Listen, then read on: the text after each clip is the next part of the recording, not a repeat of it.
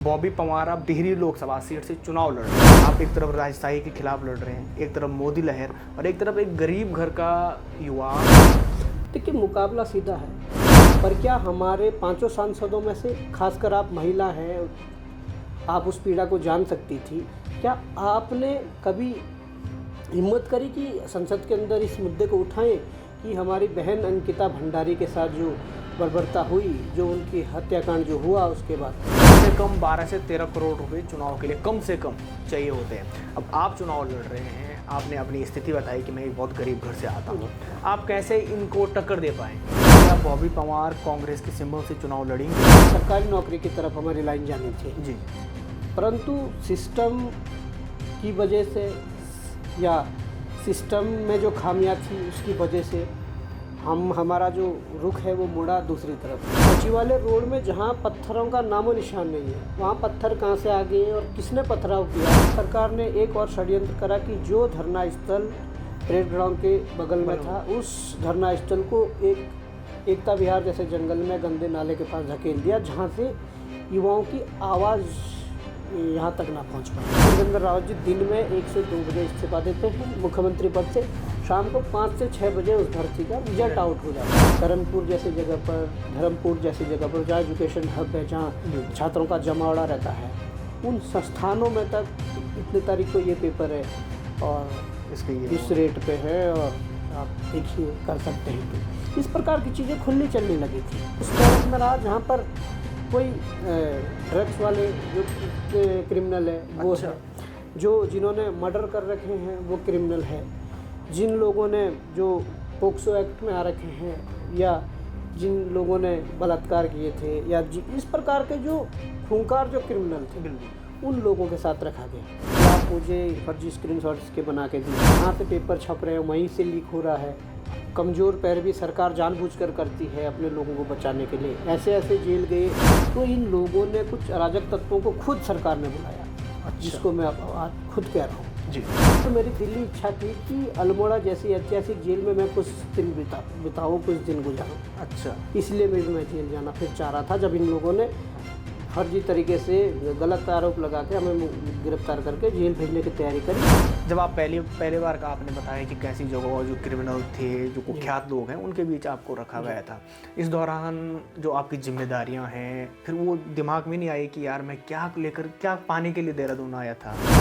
जिस प्रकार की चीज़ें, मैं ये कहूँ कि जब मैं कक्षा 12वीं का छात्र था, अब उस गाड़ी के दुर्घटनाग्रस्त होने से मैं ये बताऊं कि हमारे गांव से 12 लोगों की मृत्यु हुई। ओह, मेरे एक फादर खुद उसमें थे। अच्छा। और 12 लोग उन शहीद थे। तो हमने वो मंजर भी देखा कि जब वो डेड बॉडियाँ रखी थी और लाइन से 12 डेड बॉडियाँ रखी थी, और मैं तो पहचान गया, मुंह भले उनके ढके थे और वो डेड बॉडी जैसे ही जानी। और मैं भी उस समय नाबालिग था, इंटर का छात्र था, 17 साल के तकरीबन आयु थी। तो मतलब वो चीज़ देखकर बड़ा, मतलब तब से आज तक क्या हम पूरे ज़िंदगी भर उस चीज़ को नहीं भुला सकते। बिल्कुल।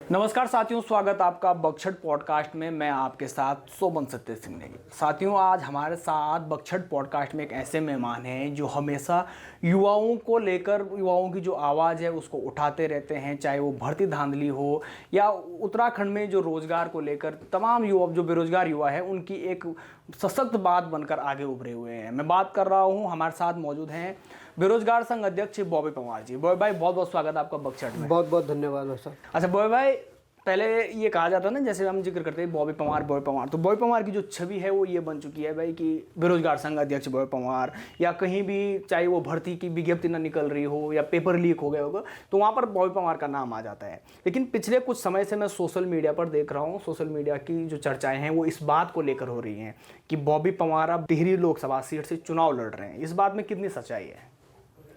देखिए, चुनाव लड़ने की जो सच्चाई है जी, वो कहीं ना कहीं, अगर समाज के बीच, लोगों के बीच अगर इस प्रकार की चर्चाएं हैं जी, तो कहीं ना कहीं मैं ये मानता हूँ कि जिस प्रकार से जो हमने ये लड़ाइयाँ लड़ी हैं, हम खुद भुक्तभोगी है चीज़ों के।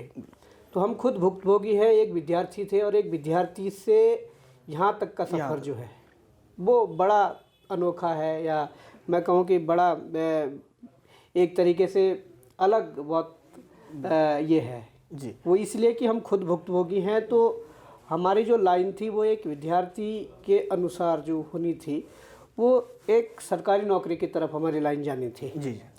परंतु सिस्टम की वजह से या सिस्टम में जो खामियां थी उसकी वजह से हमारा जो रुख है वो मुड़ा दूसरी तरफ।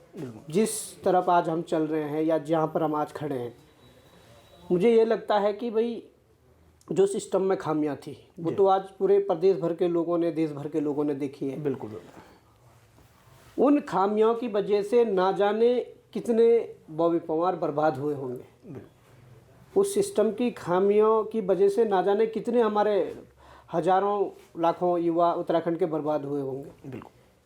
पर उस सिस्टम तक पहुंचने के लिए मैं धन्यवाद देना चाहूँगा ईश्वर का कि उन्होंने हमें ये शक्ति दी इस सिस्टम को जानने की और इस सिस्टम के अंदर घुसकर उस सिस्टम को बदलने की जो हमारे अंदर एक ऊपर वाले ने थोड़ी शक्ति दी है। मैं धन्यवाद ऊपर वाले का, ईश्वर का करना चाहूँगा।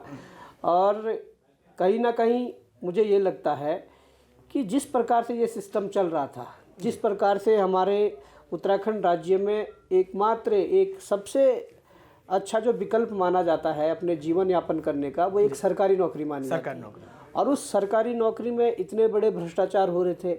उस सरकारी नौकरी की वजह से हमारे कई हजारों लाखों युवाओं के भविष्य को बर्बाद किया जा रहा था, उनके भविष्य को बेचा जा रहा था। बिल्कुल। तो ये बड़ा एक विचित्र कहूँ या बड़ा ऐसा एक माहौल रहा होगा जब ये चलता था या जब हमारे समय में भी चल रहा था। तो इसकी जब सच्चाई हमारे सामने आई, जब हमें इसकी भनक लगी, तो हमने ये शुरुआत करी। केवल इसलिए शुरुआत करी कि मैं एक अभ्यर्थी था, मैं एक विद्यार्थी था, किसी परीक्षा को देने के लिए हम जाते थे, तो इसलिए शुरुआत करी, केवल अपने फायदे के लिए शुरुआत करी। चुनाव की जो बात है उसको मैं आगे पूछूंगा। मैं पहले यही पूछना चाह रहा था आपसे कि जब भी पहाड़ों से हम देखते हैं कि कोई युवा आता है तो कई सपने लेकर आता है। देहरादून या हल्द्वानी जो मैदानी क्षेत्र हैं, पहाड़ का युवा इसलिए आता है और उसके जो परिवार वाले हैं, घर वालों का भी यही सोच रहते हैं। निम्न वर्गीय या मध्यम वर्गीय परिवार से लोग आते हैं कि चलो देहरादून में जाएंगे या हल्द्वानी जो भी शहरी इलाका है वहाँ जाएंगे, पढ़ाई करेंगे और एक नौकरी होगी तो ये होगा कि भाई 2 रोटी खा कमा लेंगे, सुरक्षित नौकरी रहेगी। आप क्या सपने लेकर देहरादून आए थे? हम भी यही सपने लेकर आए थे। मैंने अभी भी ये बात कही है जी। हम भी यही सपने लेकर आए थे। जिस प्रकार की चीज़ें हमारे साथ हुई थी जी, जिस प्रकार की चीज़ें, मैं ये कहूँ कि जब मैं कक्षा 12वीं का छात्र था जी, वो जब मार्च में और अप्रैल में हमारी परीक्षाएं होनी थी, उससे पहले हमारे साथ एक ऐसी घटना घटित हुई जिसमें कि हमारे जो कौन सी थोड़ा उस घटने का भी जिक्र कर दीजिए। देखिए, ऐसा हुआ कि जब मैं 12वीं में था जी, तो हमारे यहाँ जब भी एक ऐसा समाज है कि जब भी कोई पड़ोस के गांव से या कुछ दूसरे गांव में कोई घटनाएं घटती है तो सांत्वना देने सभी जाते हैं और सामूहिक रूप से जाते हैं। सामूहिक रूप से जाते हैं। तो उसमें कुछ ऐसा हुआ कि हमारे बगल वाले गांव में एक किसी की डेथ हुई, तो हमारे गांव के जो लोग थे, जो परिवार के मुखिया थे जी, वो वहाँ सांत्वना देने गए। अच्छा। सांत्वना देने गए तो उन लोगों ने एक बोलेरो मैक्स बुक करके वो वहाँ उसमें चले गए। जी, गांव में गए तो हमारा समाज है कि चाय पानी में समय लगता है, तो वो गांव में समय लगा। तो वापसी आते हुए जब गाड़ी से आ रहे थे तो वही गाड़ी वहाँ से दुर्घटनाग्रस्त हो गई। अब उस गाड़ी के दुर्घटनाग्रस्त होने से मैं ये बताऊं कि हमारे गांव से 12 लोगों की मृत्यु हुई। ओह, ये कौन से सन की बात? ये 2 जनवरी 2014 की बात है। 2014। वो मंजर, वो घटना मतलब आज भी सामने से होके, क्योंकि हम उस दौरान वहीं थे। हम लाखा मंडल में थे और लाखा मंडल के कुछ दूरी पर ही वो गाड़ी दुर्घटनाग्रस्त हुई। जी। तो जब फ़ोन आते हैं कि भाई कि वहाँ के जो लोग हैं वो वहाँ गए थे, जो गाड़ी वो और गाड़ी गिर गई और इस तरीके की आनन फानन में हम सब लोग भागते हैं, उस तरफ भागते हैं। तो जब जाते हैं तो मुझे वो मंजर आज भी याद है कि जब हम जाते हैं जहाँ गाड़ी गिरी थी जी, वहाँ हम उतरते हैं और उसके बाद जब नदी की तरफ भागते हैं, जो खड्ड है जिसे गार्ड कहते हैं, तो कम से कम 1000 या 1200 मीटर की बड़ी खाई थी, वहाँ से वहाँ पहुँची थी। तो जब हम देखते हैं तो सबसे बड़ा मंजर वही है कि मैं जब जाता हूँ तो मेरे एक फादर खुद उसमें थे। अच्छा। और 12 लोग उन सहित थे, सारे परिवार के मुखिया थे। और एक लड़का जो 18 साल का था वो भी था। जी। तो जब हम गए तो देखा कि मैं तो अपने फादर के कपड़े पहचान गया। हाँ। तो जब वहाँ डेड बॉडीज रखी थी, लाशें रखी थी, तो मैंने जैसे ही अपने फादर का जो ट्राउज़र था वो देखा तो मेरे आंखों से आंसू निकल गई और एक मतलब अपने आप ही अंदर से एक आवाज़ ऐसी निकली कि रोना बहुत तेज़ी से। तो हमने वो मंजर भी देखा कि जब वो डेड बॉडियाँ रखी थी और लाइन से 12 डेड बॉडियाँ रखी थी और मैं तो पहचान गया, मुंह भले उनके ढके थे पर वो डेड बॉडी जैसे ही जानी। और मैं भी उस समय नाबालिग था, इंटर का छात्र था, 17 साल के तकरीबन आयु थी। तो मतलब वो चीज़ देखकर बड़ा मतलब तब से आज तक क्या हम पूरे ज़िंदगी भर उस चीज़ को नहीं भुला सकते। बिल्कुल।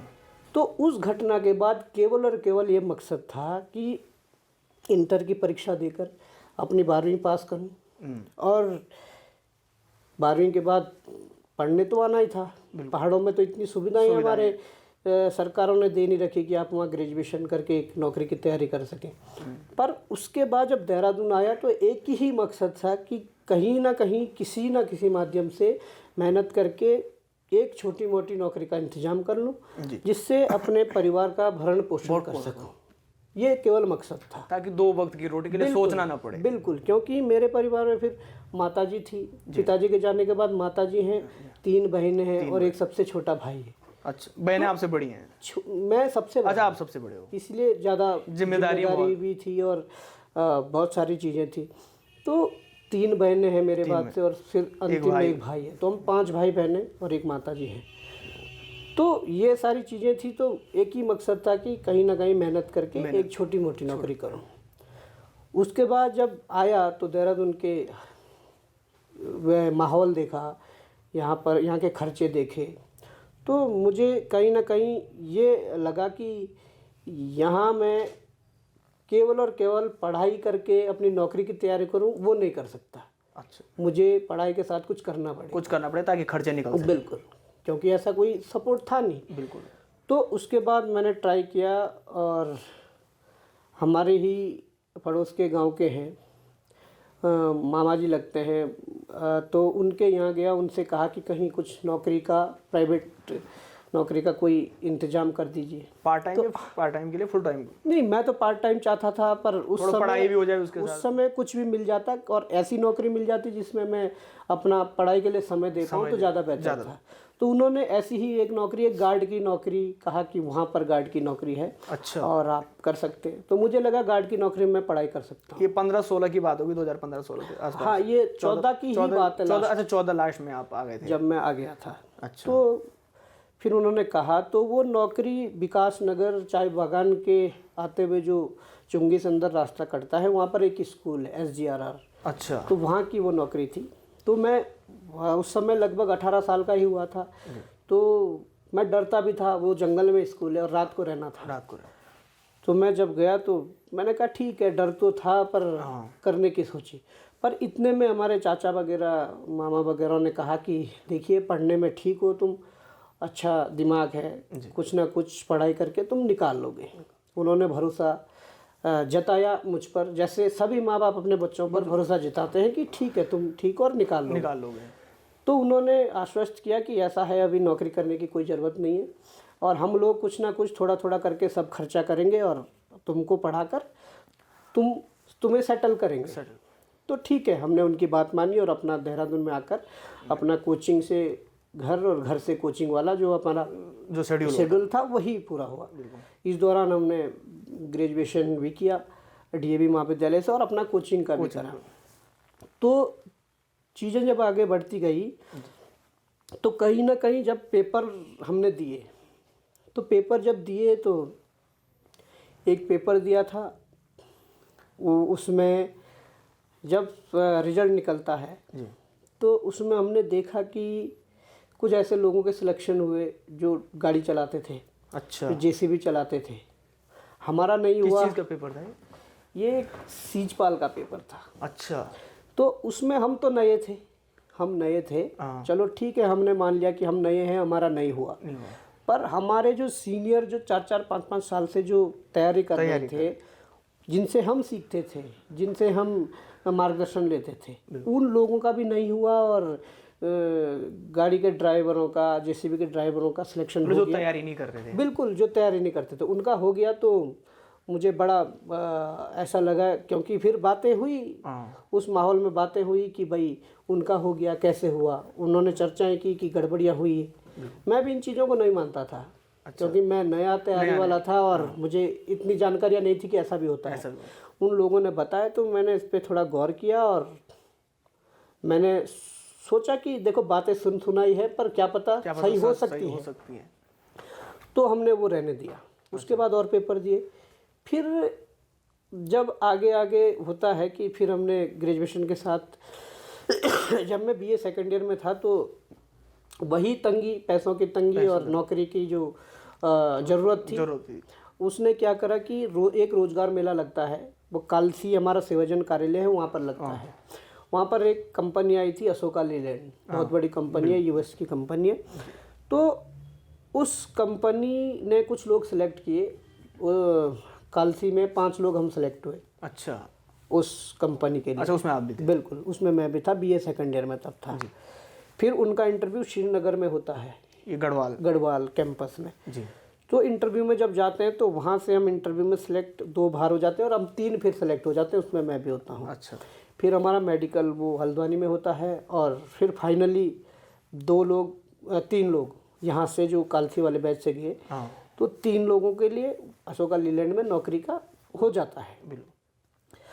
तो हो तो जाता है, पर जब हम वहाँ जाते हैं अशोका लीलैंड के अंदर कंपनी में जाते हैं, जहाँ हमने देखा बड़े बड़े ट्रक बन रहे हैं और सब कुछ हो रहा है, वो भी हमारे ये रुद्रपुर में है। रुद्रपुर में, हाँ।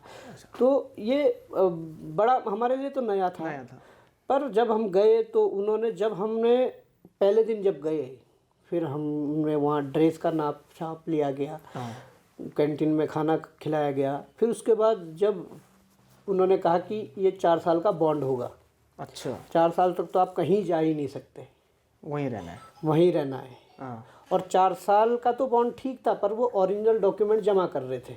अच्छा। समस्या वहाँ पर थी, तो आप कुछ और भी नहीं कर सकते? और नहीं कर सकते थे, क्योंकि उस समय हमने और फॉर्म भरा था, एक पैरामिलिट्री के फॉर्म आए थे उस समय। अच्छा। है ना, अर्धसैनिक बल के। तो हमने वो भी भरा था और उस भर्ती के लिए जब जाना था तो ओरिजिनल ही डॉक्यूमेंट वहाँ दिखाने थे।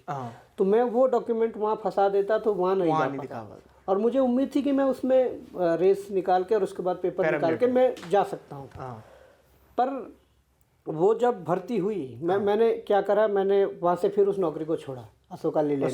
ये कितने टाइम किया था वहाँ, कितने समय? नहीं, पहले दिन में ही जब बॉन्ड, जिस दिन ज्वाइन होना था, जिस दिन वो डॉक्यूमेंट मांग रहे थे, मैंने ज्वाइन किया, पर वो बॉन्ड होना था। बॉन्ड के बाद फिर मैंने चाचा औरों को फ़ोन किया कि ऐसी स्थिति है और अगर ऐसी स्थिति है तो मैं इसमें कंफर्टेबल नहीं हूँ, कुछ और तैयारी नहीं कर सकते। हाँ। तो उन्होंने कहा अगर ऐसा है तो हम अभी खर्चा पानी दे रहे हैं तैयारी करने के लिए, तो ऐसा है फिर कुछ टाइम और दे देंगे, आप करिए तैयारी।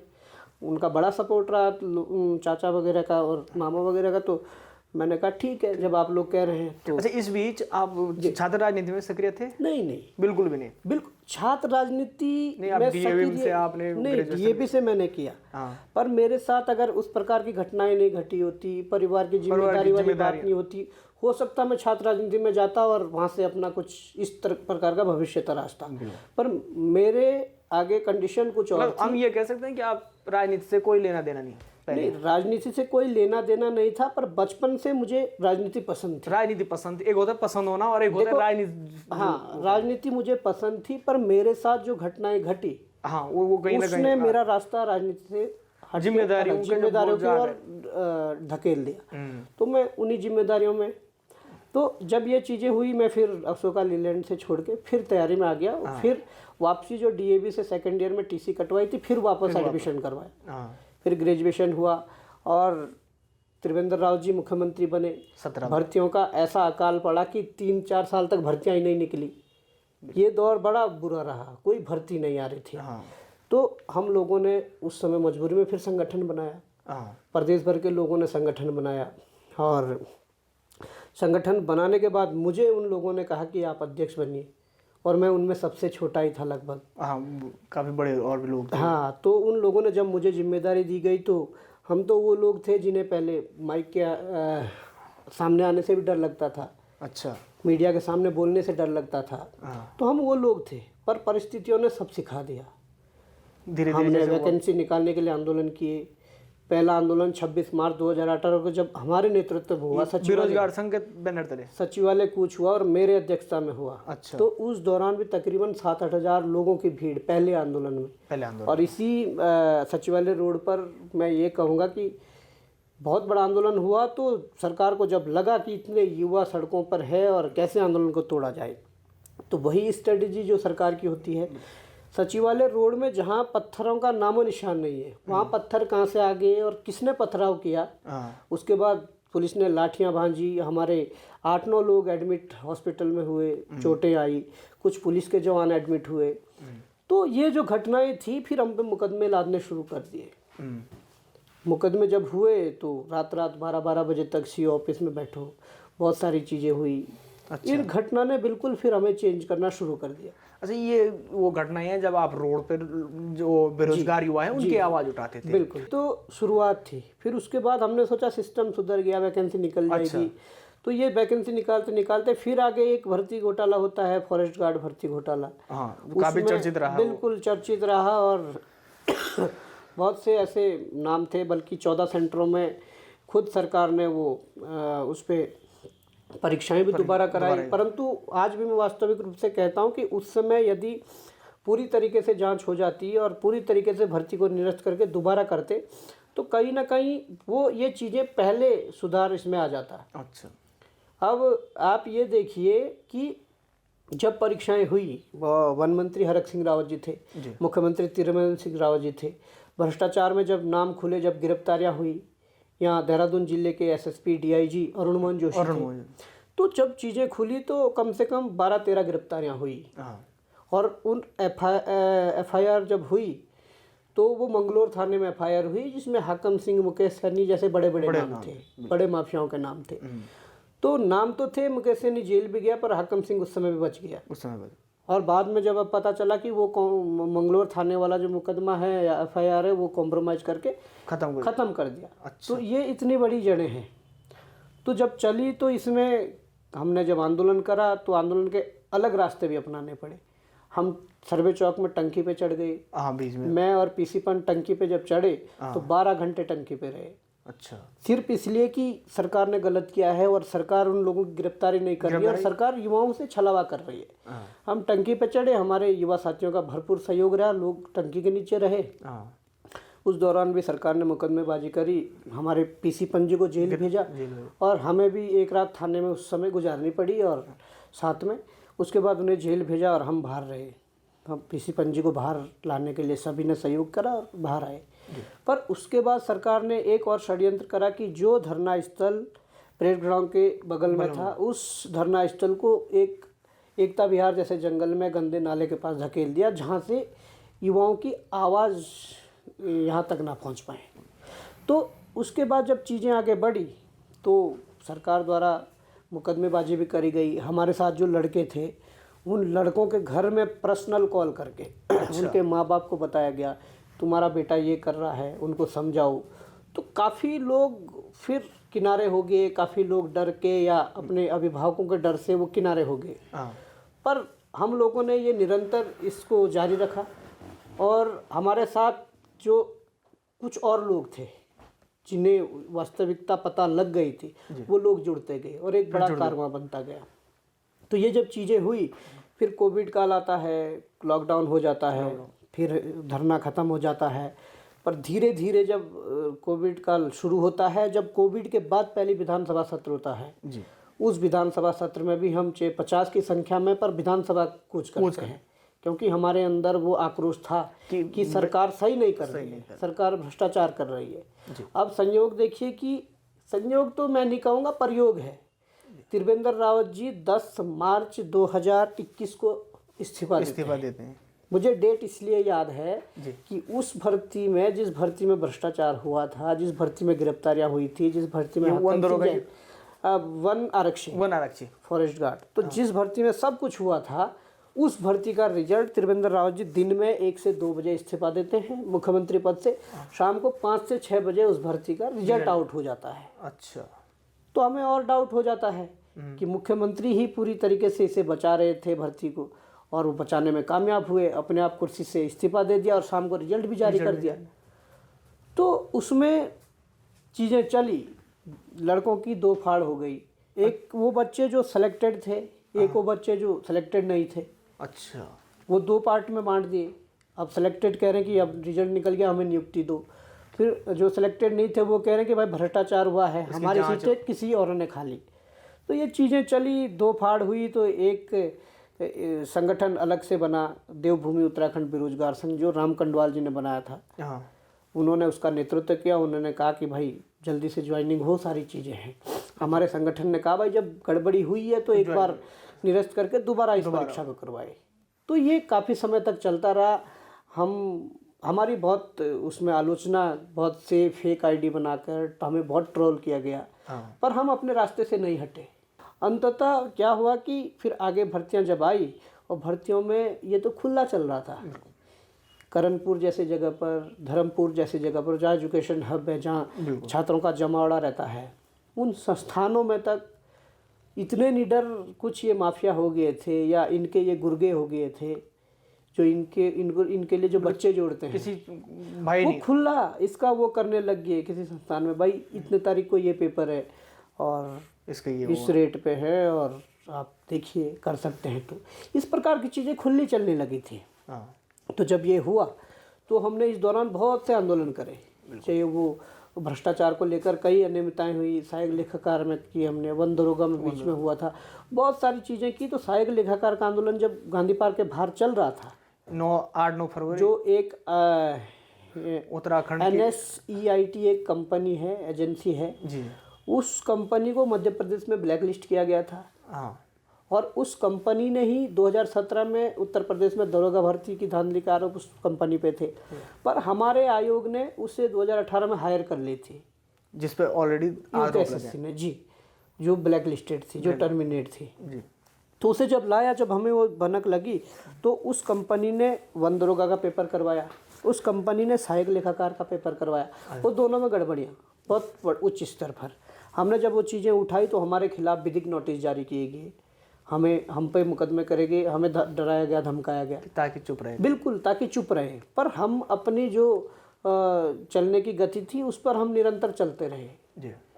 बल्कि मेरे साथ साथ जिन दो न्यूज़ पोर्टलों ने उस खबर को प्रमुखता से दिखाया था, उन पर भी विधिक नोटिस भेजा गया आयोग के सचिव संतोष बडोनी के द्वारा। अच्छा। बॉबी पवार के खिलाफ, और विजय रावत जी हैं जी, विजयपथ, वहाँ विजयपथ है, उस समय प्रवचन में थे, तो उनके खिलाफ भी नोटिस इशू किया गया, विधिक नोटिस।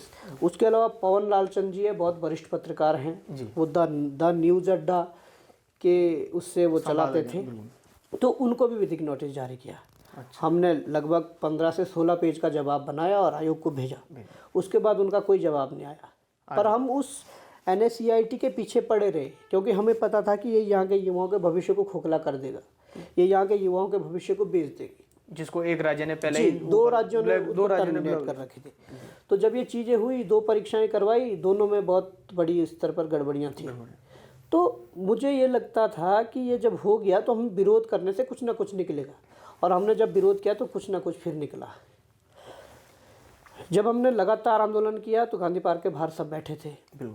इस दौरान यही वीडियो परीक्षा जो बड़ी विवादित रही, जिसमें इतने लोग गलत तरीके से जो सिलेक्शन पाए हुए थे, ये परीक्षा आपकी 4 और 5 दिसंबर 2021 में होनी थी, और ये तय थी। हमारा आंदोलन चल रहा था सहायक लेखाकार भर्ती को निरस्त करने के लिए, उसकी जांच करने के लिए।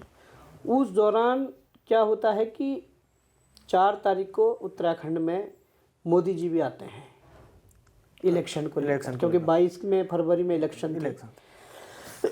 मोदी जी आते हैं तो हम इतने टारगेट होते हैं, हम इतने उनकी टॉप लिस्ट में होते हैं सरकार के या प्रशासन के, कि बॉबी पवार की 3 तारीख को गिरफ्तारी कर ली जाती है। अच्छा, क्योंकि 4 तारीख को देहरादून में मोदी आते हैं। उन्हें ये डर था कि ये जो भ्रष्टाचार के मुद्दे उठा रहे हैं और वास्तविक मुद्दे हैं, उन्हें पता था।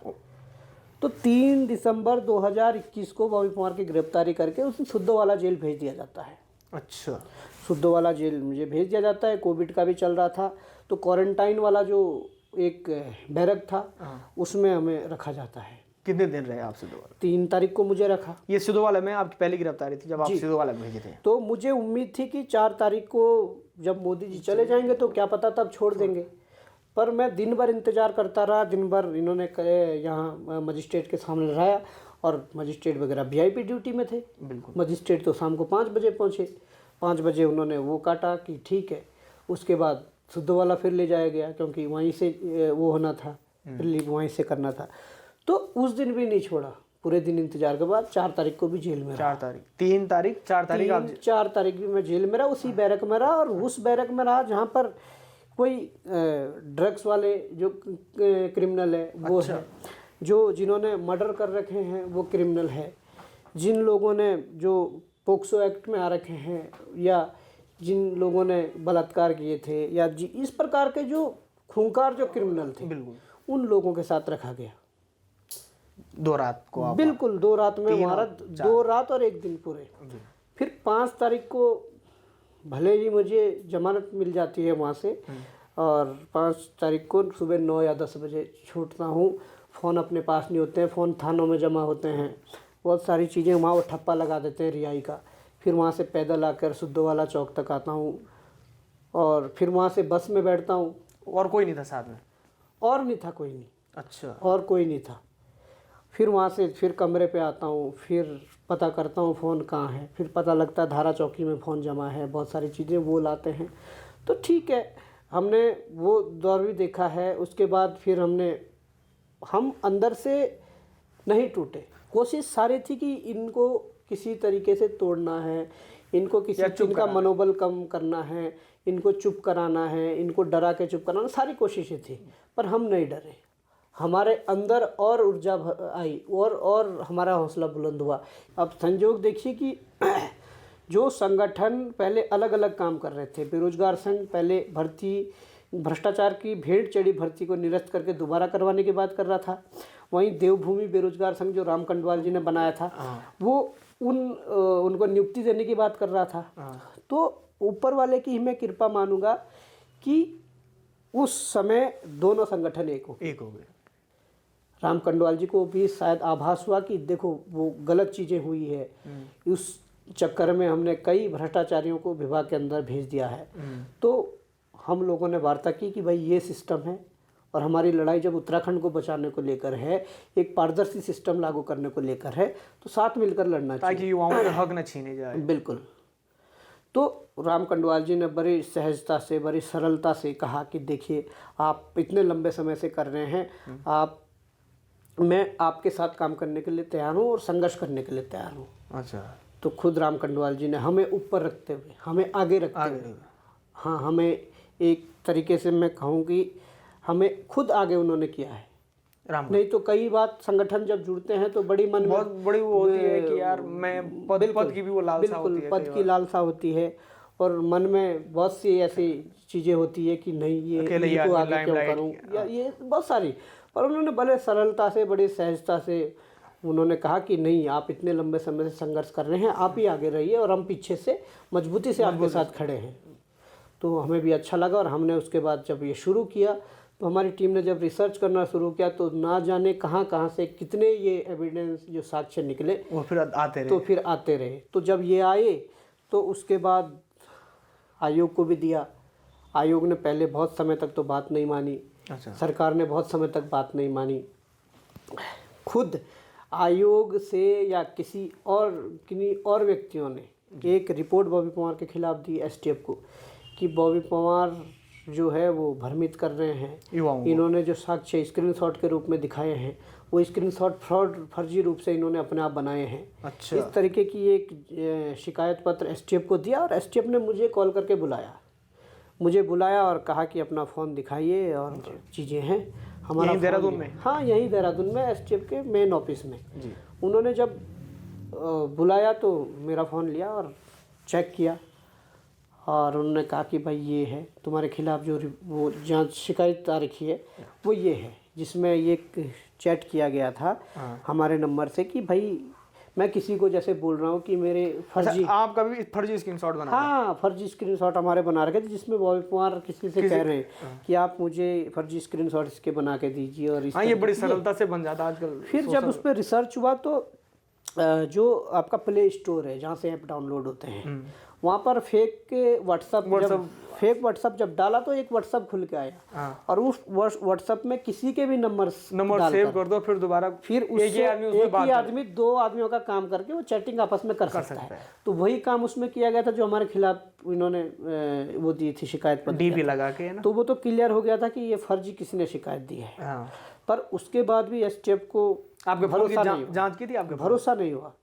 उन्होंने कहा फ़ोन छोड़ना पड़ेगा। मैंने कहा मैं बैठा हूँ, आप जांच करिए। तो मैं शाम तक बैठा, तकरीबन मैं 1 बजे चले गया था, तो शाम 5 बजे तक मैं बैठा। अच्छा। पर वो मामला ख़त्म नहीं हुआ, जांच नहीं हुई। उन्होंने कहा फ़ोन छोड़ना पड़ेगा। मैंने कहा मेरी चिप और मेरा सिम आप दे दीजिए, फ़ोन रख लीजिए।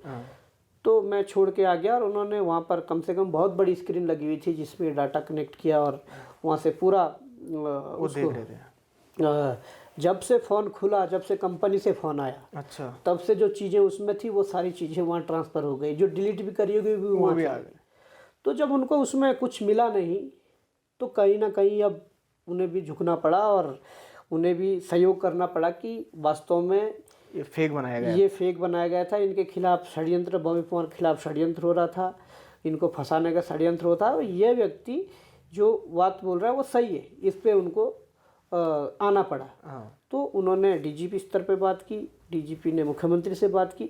तो जब ये सारे साक्ष्य सामने आ गए तो फिर सरकार को मजबूरी में फिर तो बुलाना पड़ा।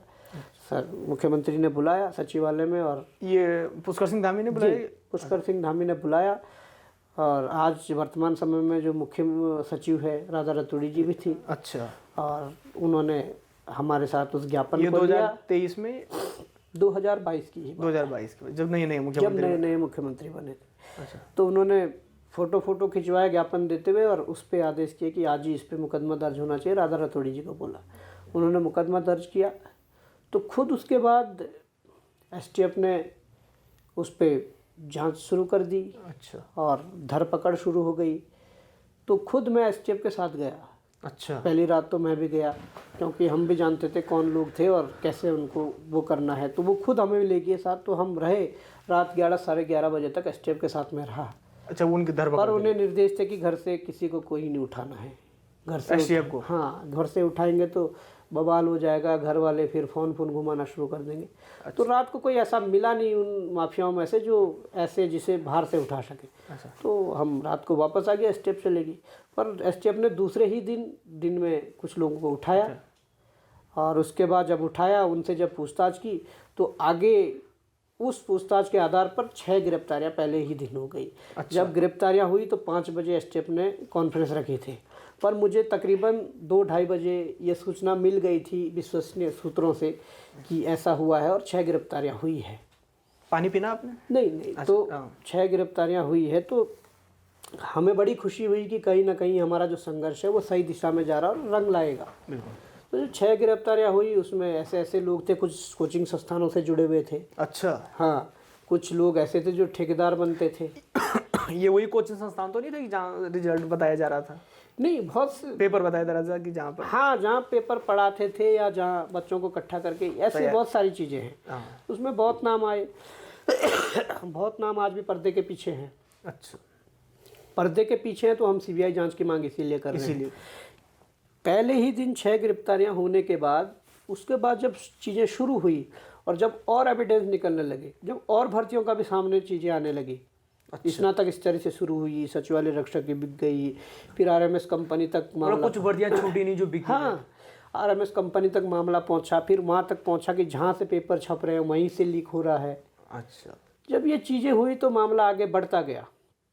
इस दौरान कुछ माफिया देश छोड़कर विदेश चलेगी और विदेश से लाइव डिबेट में किसी चैनल पर जुड़कर धमकी देने लगे कि जो इस प्रकार के अफवाहें फैला रहे हैं उनके खिलाफ भारत आकर जो है डीजीपी से मिलेंगे, मुख्यमंत्री से मिलेंगे। वो इस हौसले से इसलिए बोल रहे थे कि उनके कनेक्शन सब जगह थे, संरक्षण था। तो उन्हें लगा कि ये चीज़ें हैं। पर मैं आज भी लोकतंत्र में सबसे बड़ी खूबसूरती ये है कि जनता जनार्दन सबसे पावरफुल है और सबसे शक्तिशाली है।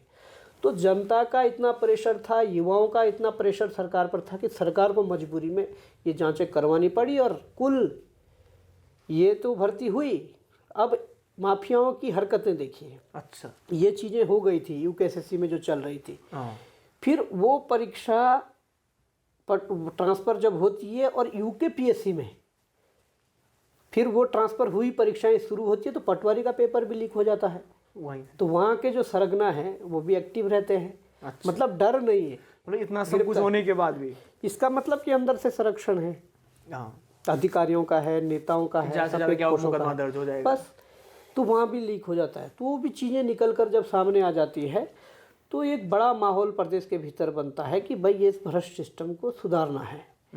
तो जब चीज़ें चलती है तो ये मान के चलो कि ये युवाओं की ही सफलता है या उत्तराखंड बेरोजगार संघ की ही सफलता है कि उत्तराखंड अन्य सेवा चयन आयोग और उत्तराखंड लोक सेवा आयोग में दोनों आयोगों को मिलाकर कुल 100 लगभग 100 के जो माफिया है, परीक्षा माफिया, वो जेल गए। हाँ, ये बड़ी उपलब्धि है। बिल्कुल। और 100 जब जेल गए तो ठीक है, सरकार की कमज़ोर पैरवी के कारण या सरकार के भीतर कुछ नेताओं के संरक्षण के कारण, अधिकारियों के संरक्षण के कारण कुछ माफिया बाहर आ गए हैं। पर लोगों ने ये देखा है कि ये लोग इस घोरक धंधे में हैं। अच्छा। लोगों ने ये देखा है कि इन लोगों ने युवाओं के भविष्य को बेचा है।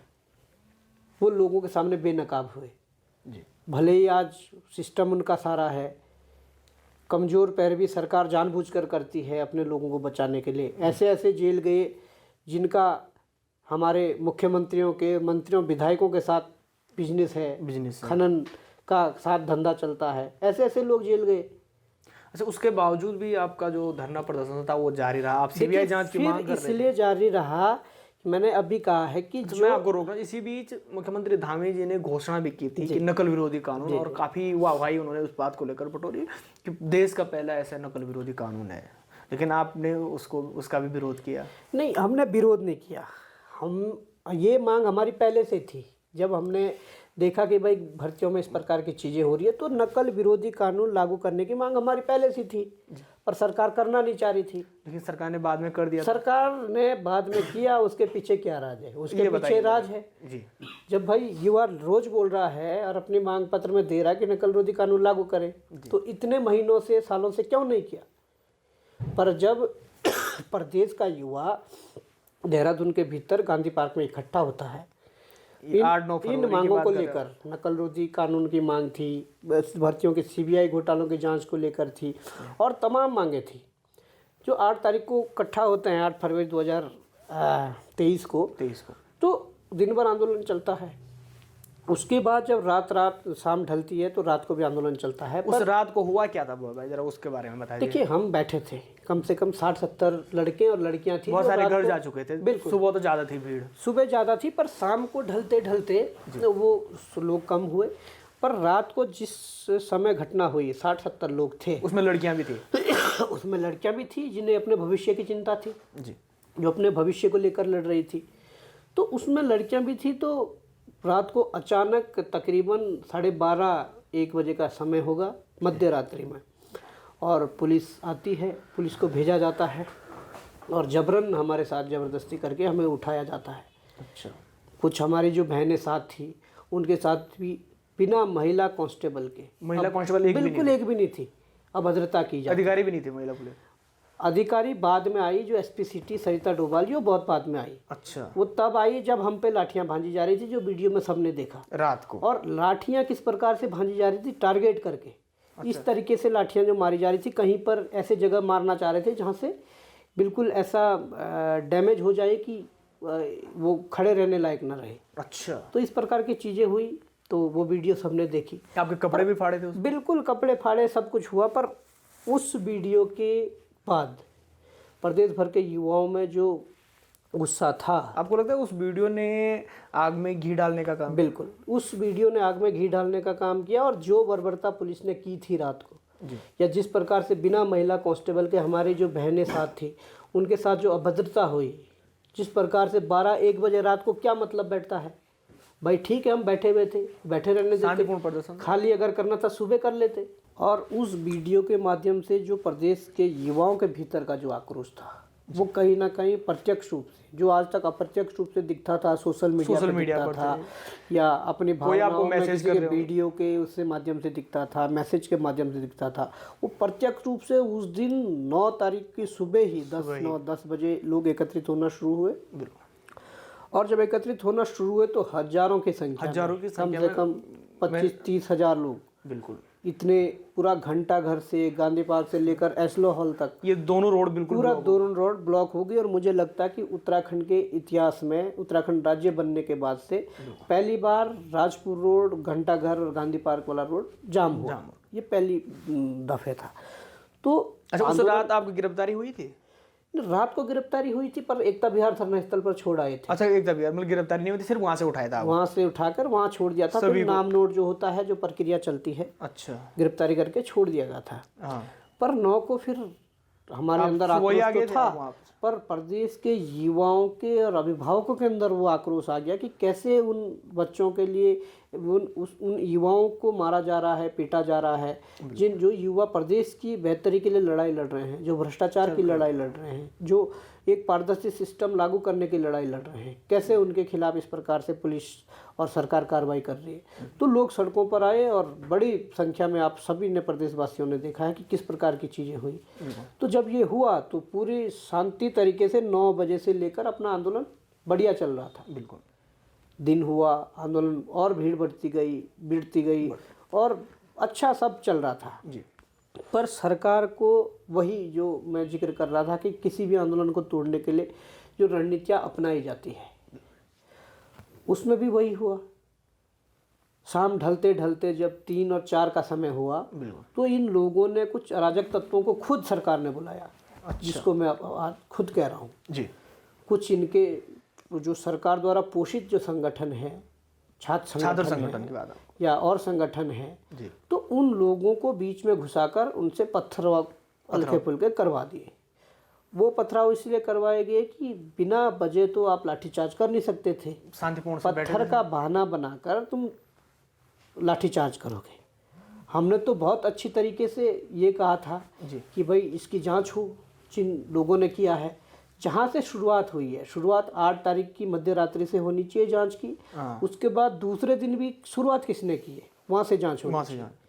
बल्कि पुलिस ने हमारे युवाओं को बीच में डराया, मुकदमेबाजी की, बहुत सारी चीजें। उस दिन 14 लोगों की गिरफ्तारी हुई थी? कितने लोग आपके साथ बेरोजगार? 13 लोगों की गिरफ्तारी हुई और बाकियों की गिरफ्तारी हुई, पर बाकियों को छोड़ दिया गया। लगभग 60 लोगों की गिरफ्तारी हुई थी। अच्छा। 13 लोगों को सुद्धवाला जेल भेज दिया, जो 8 से 9 दिन जेल में हम काट के आए। वहाँ जेल का थोड़ा अनुभव बताइए, फिर हम इस बात पे आगे आते हैं। नहीं, जेल का अनुभव मैंने आपको पहले भी बताया कि पहली बार जब मुझे भेजा मोदी जी के आने पे, तो कैसे क्रिमिनलों के साथ हमें रखा। आप जो 13 लोग थे एक ही साथ रखते या अलग अलग रखे थे? फिर जब ले गए तो आप ये बताइए ना, जिस दिन गिरफ्तारी की गई, हमारे युवाओं पर लाठियाँ भांजी गई, आंदोलन को तोड़ने का प्रयास किए गए, जब हमें जेल ले जाया गया तो 9 तारीख को जेल नहीं ले गए। 9 तारीख को अलग अलग टुकड़ों में बांटकर अलग अलग थानों में रात को रखे गए। अच्छा, उस रात को आपको सुद्धवाला नहीं ले गए? अलग अलग टुकड़ों में अलग अलग 2-2, 3-3 लोग अलग अलग कर दिए गए। जब ये हुआ तो 10 तारीख की सुबह को मेडिकल प्रेमनगर हॉस्पिटल में होता है और मेडिकल के दौरान हम सब मिलते हैं, हम सभी को लाए 13 जो लोग थे। फिर मेडिकल के बाद अलग अलग ले जाया जाता है, क्योंकि प्रदेश के अंदर उस आंदोलन के बाद और लोग पहाड़ों से निकलकर वो व्याप्त हो गया था, पूरे प्रदेश से लोग निकल कर आते हैं। और उसके बाद मैंने देखा कि गांधी पार्क जो है वो धरना प्रदर्शन के लिए बैन हो गया था। हाँ, तो लोग निकल कर आते हैं और हमारे लोगों ने डीएम कार्यालय के बगल में कचहरी में शहीद स्मारक में वो घेर लिया था, जो हम अखबारों के माध्यम से पढ़ रहे थे, क्योंकि फ़ोन हमारे जब थे सब था। तो जब ये हुआ तो 10 तारीख को भी मुझे लगता है कि कुछ विपक्ष के लीडर और कुछ और संगठन के नेता वो उस तरफ कूच करे कि कहाँ पर रखे गए हैं और उनको छुड़वाए या उनकी जमानत करवाए। तो पुलिस ने कोशिश करी कि इनको कैसे छुपाया जाए और कैसे साइड किया जाए। तो हम लोगों को 10 तारीख को भी रात को जेल में पहुंचाया गया। अच्छा, उससे पहले आप कहीं दिन में इसलिए नहीं पहुंचाया गया कहीं कोई देख ले और पता लग जाए। तो लोगों में आक्रोश भारी उमड़ गया 10 तारीख को रात को हमें जेल तक पहुंचाया गया और बड़ी सुरक्षा के साथ पहुंचाया गया। अच्छा। अलग अलग मुझे और एक दूसरे साथी को एक गाड़ी में ले जाया गया, दो तीन को अलग ले जाया गया, कुछ को मैजिक में ले जाया गया। अच्छा। इस तरीके से अलग अलग करके जेल तक पहुंचाया गया। फिर जेल में हम इकट्ठे हुए, तो जेल के अंदर जब गए तो हमें दिखाया गया कि कहाँ है। जेल में खाना पहले हो जाता है, तो हमारे लिए बचा के रखा था। अच्छा। भाई इतने लोग आ रहे हैं तो रखा, फिर हमने खाया। और मेरा तो अनुभव दूसरी बार ही था कि सुद्दो वाला जेल का। हाँ। पर मेरे साथ जितने भी 12 लोग थे, सबका पहली बार ये अनुभव था कि जिस तरीके से सुद्दो वाला जेल का। हाँ। तो मैंने उन्हें समझाया, मैंने उन्हें थोड़ा हौसला दिया कि भाई जेल है, कोई नहीं। अच्छा, मैं इसी बात पे आ रहा था भाई, आप हौसला देने की बात कर रहे हैं। जब आप पहले बार का आपने बताया कि कैसी जगह जो क्रिमिनल थे, जो कुख्यात लोग हैं, उनके बीच आपको रखा गया था, इस दौरान जो आपकी जिम्मेदारियां हैं, फिर वो दिमाग में नहीं आई कि यार मैं क्या पाने के लिए देहरादून आया था, ये सब चीज़ें आती थी? ये दिमाग में सब बातें चल रही थी, पर उससे बड़ी बात ये थी कि मेरे दिमाग में ये बात चल रही थी कि यार जो ये 12 लोग हैं, अब इनके माँ बाप, इनके घर वाले क्या कहेंगे। मेरे दिमाग में वो थी। अच्छा। या जो उस आंदोलन में चोटिल हो रखे हैं, ये जो आरोपी लगे थे, जिनके सर फटे थे, जो एडमिट हुए थे, उनके घर वाले क्या कहेंगे, ये मेरी ये चिंता थी। अच्छा। पर मैंने जेल में जाकर फिर उन लोगों को थोड़ा हौसला दिया जो साथ में थे। मैंने कहा ठीक है, देखो रोजगार की लड़ाई है, भ्रष्टाचार की लड़ाई है, हमने कोई ऐसा जुर्म नहीं किया है, किसी की चोरी नहीं की है, कोई डाका नहीं डाला है, कोई ऐसा काम नहीं किया है जिससे कि समाज हम पे कीचड़ उछाले। हाँ, कि जिस प्रकार से जेल हमारे स्वतंत्रता सेनानी जो थे देश की आज़ादी के समय वो गए, उसी तरीके से आप समझ लीजिए। या उत्तराखंड आंदोलन के दौरान राज्य गठन के लिए जो लड़ाई चली, लोग जेल गए, उसी तरीके से आप मान लीजिए। तो मैंने जब उनको थोड़ा ढांढस बांधा और उनको समझाया, तो यूथ है और अपने साथ के, अपनी उम्र के थे, तो समझे। और उन्होंने कहा कि उन्होंने मुझे फिर विश्वास दिलाया कि देखो हम अपने घर वालों को समझाएंगे कि भाई रोजगार की लड़ाई है और इस तरीके से। तो मुझे थोड़ा ठीक लगा कि हाँ। इस दौरान जो आप 6 दिन रहे थे जेल में, 7 दिन, तो इस दौरान कोई मिलने आते थे किसी के? बिल्कुल। फिर दूसरे दिया जा रहा था जब 10 तारीख को रात को ले गए तो 11 तारीख से मिलने का सिलसिला शुरू हो गया। मिलने दिया जाता था? मिलने दिया जाता था, पर मिलने का हफ्ते में 2 वो रहता है। अच्छा। तो लोग आते, पर वकील कभी भी मिल सकते हैं, वकील के लिए छूट रहती है। अच्छा। तो ये सिलसिला चला। फिर हम तो पता नहीं था बाहर क्या चल रहा है, हम अंदर थे, फ़ोन जमा थे, सारी चीज़ें हैं। तो फिर जब लोग आते थे तो उनसे हालचाल जाना। फिर जब उन्होंने ये बताया, अखबार में ये देखा कि युवाओं ने शहीद स्मारक में आंदोलन के माध्यम से पूरे उसको घेर रखा है, सरकार से जवाब मांग रहे हैं और हमारी रिहाई की मांग कर रहे हैं, तो एक अंदर से और हौसला बढ़ा कि नहीं, युवा अकेले नहीं है, युवा पीछे नहीं हटा। ये बड़ा हमारे लिए वो था कि हमारे हौसले इसलिए बढ़े कि हमारे साथ और हैं। फिर हौसला इसलिए बढ़ा कि जगह जगह से स्टेटमेंट आने लगे, जगह जगह पहाड़ों में भी, आप चक्राता से लेकर उत्तरकाशी पुरोला से लेकर और पिथौरागढ़ तक कि लोग सड़कों पर आ गए, लोगों ने मशाल जुलूस निकाले, लोगों ने सरकार के विरुद्ध वही चीज कर रहा था। जब हम जाते थे डेली, हमारा भी यही बन गया था कि डेली शहीद स्मारक पे जाना था। तो मैं देखता था भाई लड़कियां जो रात भर वहाँ पे बैठी थी, उनके आंसू तक मैंने देखा, हमने कई कवरेज किए उनके, लगभग 7-8 दिन जब तक आपकी रिहाई नहीं हुई तब तक वहीं पे थे। उसके बाद आपको तो ये कहा गया था कि आप धरना प्रदर्शन में शामिल नहीं होंगे तभी वहाँ पे, लेकिन उस दौरान हमने वो चीज़ें देखी हैं जिस प्रकार से वहाँ पे जो रो रहे थे। और अपनी मांग को मैंने ये देखा कि अंदर जब बैठने की जगह नहीं हुई थी, हार रोड तक पे भी बैठे हुए थे दरी बिछा के। देखो, मैं तो सलाम करना चाहूँगा उन युवाओं को, उन बहनों को भी, जिन लोगों ने, देखो शहीद स्मारक के अंदर ज़्यादा फिर उन लोगों ने घुसने दिए, जगह नहीं, जगह भी नहीं। और क्रूरता देखिए ना जी, कि ऐसे ठंड में और ऐसे गंदे नाले पर, जो बाहर जो मैंने बाद में देखा, वो नाले पर ही रात भर उन बहनों ने, उन भाइयों ने रातें काट ली। हाँ, लड़कियां तो वहीं पे सलाम करूंगा, रात भर वहीं पे बैठी थी। हमें अगर आगे बढ़ाने के लिए हमें हौसला देने वाले कोई है तो वो लोग हैं जिन लोगों ने हमारे जेल के अंदर रहते हुए बाहर संघर्ष किया। उन लोगों पे आज भी मुकदमे हैं। और मुख्यमंत्री धामी ने कई बार विधानसभा जैसे पवित्र सदन से घोषणाएं करी थी कि छात्रों का मुकदमे वापस लेंगे, आज तक मुकदमे वापस नहीं हुए। गैरसैंण में भी घोषणा, बिल्कुल गैरसैंण में पवित्र सदन के अंदर। और उस बार काफी वाहवाही भी लूटी गई थी कि चलो सरकार ने ये अच्छा, खुद आपने भी कहा था कि चलो सरकार ने मुकदमे वापस ले लिए, जिन युवाओं को आगे भर्तियों में देखो वैसे तो फर्जी मुकदमे थे, युवाओं ने कोई ऐसा क्राइम नहीं किया था, पर फर्जी मुकदमे भी अगर सरकार वापस ले रही थी तो हमने धन्यवाद ज्ञापित किया था। पर सरकार की चाल देखिए, सरकार की क्रूरता देखिए, आज तक भी वो मुकदमे वापस नहीं हुए। पर मैं सलाम करना चाहूँगा उन सभी साथियों को और उन सभी संगठनों को, उन सभी लोगों को जिन्होंने उस आंदोलन में, उस दौरान आंदोलन को जीवित रखने के लिए प्रत्यक्ष और अप्रत्यक्ष रूप से सहयोग किया। तो ये बड़ा एक वो था कि जब नेता अंदर चले जाता है या जब नेतृत्व करने वाले व्यक्ति जब जेल में चले जाते हैं या उन्हें घेराबंदी उनकी हो जाती है, उसके बाद नेतृत्व कौन करेगा, सबसे बड़ा सवाल ये होता है। तो ये तभी से आपको ये लगा कि अब चुनाव लड़ने की आवश्यकता है? नहीं, देखिए जब सिस्टम देखा गया, जब जेल में रहे तो जेल में बहुत विचार मंथन हुए जी। हम 13 लोग तो थे ही, हमारा आपस में बहुत विचार मंथन हुए कि किस प्रकार से चीज़ें चलेगी। ये हर बार ऐसा हम करते रहेंगे तो सरकारें तो इस प्रकार से पावरफुल है, सिस्टम पावरफुल है, वो लोग इस प्रकार से हमें कभी भी कैसे भी कर देंगे। जिसकी कोशिशें उसके बाद भी बार बार हुई, क्योंकि जब बेल हुई थी कंडीशनल बेल जानबूझकर दी गई।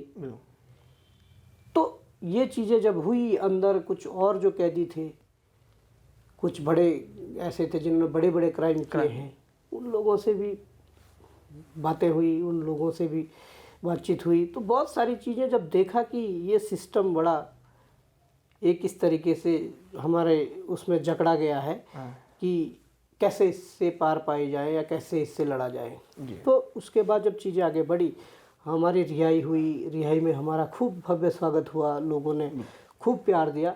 तो उस प्यार ने कहीं ना कहीं हमारे अंदर वो प्रेरणा हमारे अंदर आई कि नहीं, इस समाज के लिए, जो समाज आज हमें जेल जाने के बाद जब हम जेल से बाहर आए तो वो इतना भव्य स्वागत कर रही है या इस प्रकार से इस अच्छी निगाहों से हमें देख रही है कि नहीं, आप लोगों ने अच्छा काम किया है।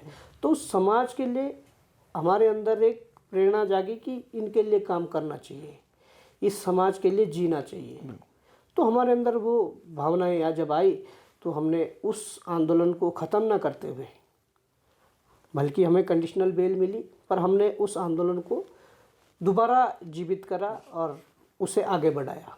पर आज 1 वर्ष से भी अधिक समय हो गया है कि वो आंदोलन चल रहा है, और सीबीआई जांच की मांग चल रही है, वो भर्ती परीक्षाओं में पारदर्शिता लाने की बात चल रही है, या युवाओं को रोजगार देने के जो खोखले दावे हैं उस पर आवाज़ हम उठा रहे हैं। तो ये प्रेरणा हमारे अंदर इसलिए आई कि समाज हमारे साथ खड़ा है तो हम समाज के साथ खड़े रहे और समाज के लिए लड़े।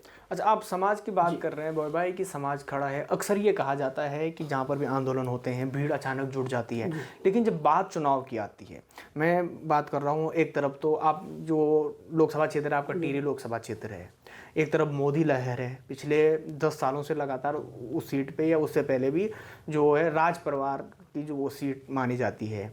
आप एक तरफ राजशाही के खिलाफ लड़ रहे हैं, एक तरफ मोदी लहर, और एक तरफ एक गरीब घर का युवा जो जिसके ऊपर परिवार की जिम्मेदारी है, बहनों की जिम्मेदारी है, छोटे भाई की जिम्मेदारी है। कैसे लड़ पाएंगे? देखिए, मैंने अभी भी आपको कहा था कि लोकतंत्र की ये खूबसूरती है कि सबसे शक्तिशाली, सबसे पावरफुल जनता है। और हम ऐसा नहीं है कि बॉबी कुमार लड़ रहा है जी, जनता लड़ रही है। जनता उन मुद्दों पर लड़ रही है जो मुद्दे वास्तविक चुनावी मुद्दे होने चाहिए। जनता का मीन्स ये है कि हमने जो लड़ाई शुरू की है, हम आंदोलन कर रहे हैं, सब कुछ कर रहे हैं, उसके बाद जब कंडीशनल बेल दी गई तो उसके बाद भी सरकार के षड्यंत्र देखिए, हमारे खिलाफ फिर कोर्ट में याचिका लगाई गई कि इन्होंने कंडीशनल बेल का दुरुपयोग किया है, क्योंकि वो अपने त्यूनी में जाकर छात्रों के साथ वहाँ महाविद्यालय में धरने पर बैठे थे। वो देहरादून में एक सचिवालय कूच में गए थे, वो मूल निवास और भू कानून की रैली जो मुख्यमंत्री आवास कूच हुए थे वहाँ पर गए थे।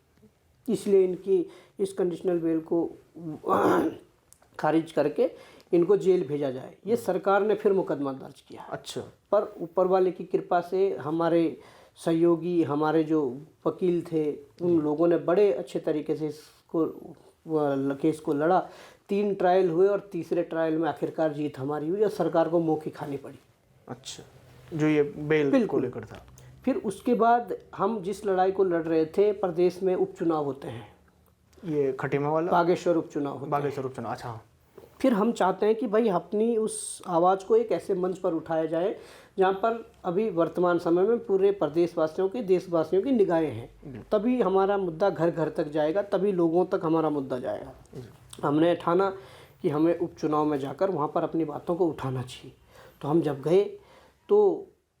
गए तो हमने यहाँ से एक लेटर डाला डीएम बागेश्वर को कि हम इस प्रकार से आ रहे हैं, और हमने सुरक्षा को लेकर डाला कि सुरक्षा के इंतजाम किए जाए, क्योंकि हमें पता है कि हमारे कितने दुश्मन हो गए हैं, कितने माफिया हमारे दुश्मन हैं, कितने करप्ट लोग जो बैठे हुए हैं वो हमारे दुश्मन हो गए हैं, कितने नेता जो भ्रष्टाचारी हैं वो हमारे दुश्मन हो गए हैं। तो हमें डर था कि हमारे साथ कोई ऐसी अनहोनी ना हो जाए, इसलिए हमने सुरक्षा को लेकर डीएम को डाला था और एक कमिश्नर कुमाऊं को डाला था। और हम यहाँ से निकल जाते हैं, रात तक हम हल्द्वानी पहुँचते हैं और उस दिन स्टे हल्द्वानी में करते हैं।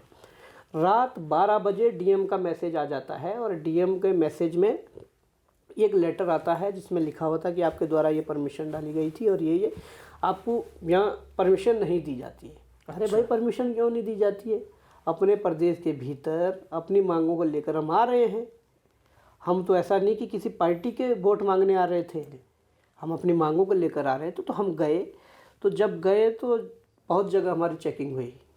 जब अल्मोड़ा से इसलिए चेकिंग हो रही थी कि आप चुनाव को प्रभावित कर सकते हैं। देखो, उन्हें डर था, उन्हें आभास था कि वास्तविक मुद्दों को लेकर जब ये लोग जनता के बीच में जाएंगे तो कहीं ना कहीं वोट बैंक जो प्रभावित होगा, उन्हें ये आभास था। जब ये आभास था तो हम गए। जब बॉर्डर अल्मोड़ा से आगे जाकर जब बॉर्डर शुरू होते हैं तो बहुत जगह चेकिंग हुई। रात को हम अपने गंतव्य पर पहुंचते हैं और आराम करते हैं। वहाँ आती अब देखिए, वहाँ एलआईयू की कई टीमें लगी होती है, पुलिस लगी होती है, सब होता है। फिर हम होटल के अंदर चले जाते हैं। ऊपर से रात को जब हम पहुँचते हैं 7-8 बजे तो ड्रोन छोड़े रहते हैं। ये देखिए, रात को ड्रोन छोड़े रहते हैं जिससे निगरानी की जा रही थी जहाँ आप रात रुके थे। जहाँ हम रात रुके थे। तो इतनी निगरानी क्यों? मैं समझ गया था कि बहुत सी अब चीज़ें हैं और हमें संभल कर चलना है। बिल्कुल, हमें आभास हो गया था।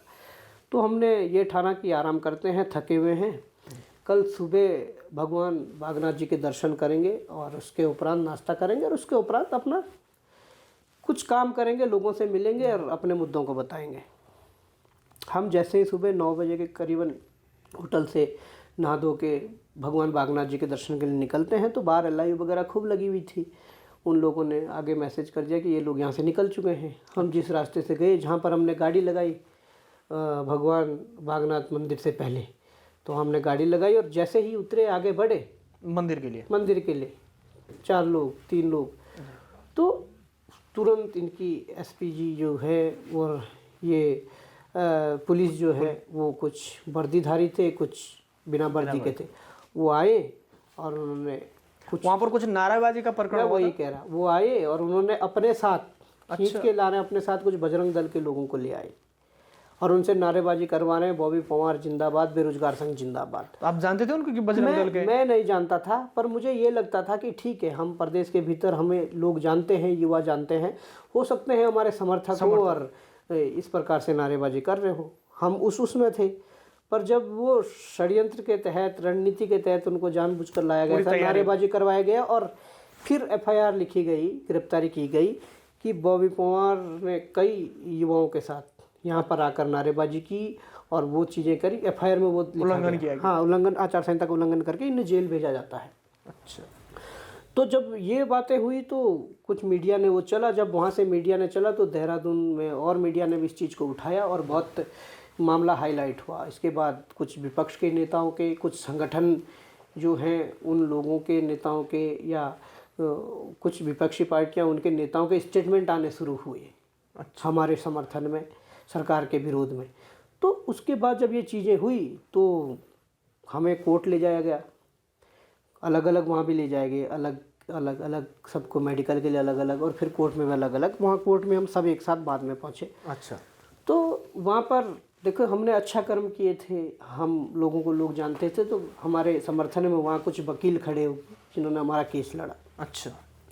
तो जब ये हुआ तो कहीं ना कहीं अच्छा, उन वकीलों को आप जानते थे व्यक्तिगत तौर पे? नहीं, हम व्यक्तिगत नहीं जानते थे, पर तब से फिर जानने लगे लोग। देखो यही तो समाज है जी, जब अच्छा करोगे तो समाज में फिर अच्छा पाओगे, खुद ही जुड़ जाएंगे जी।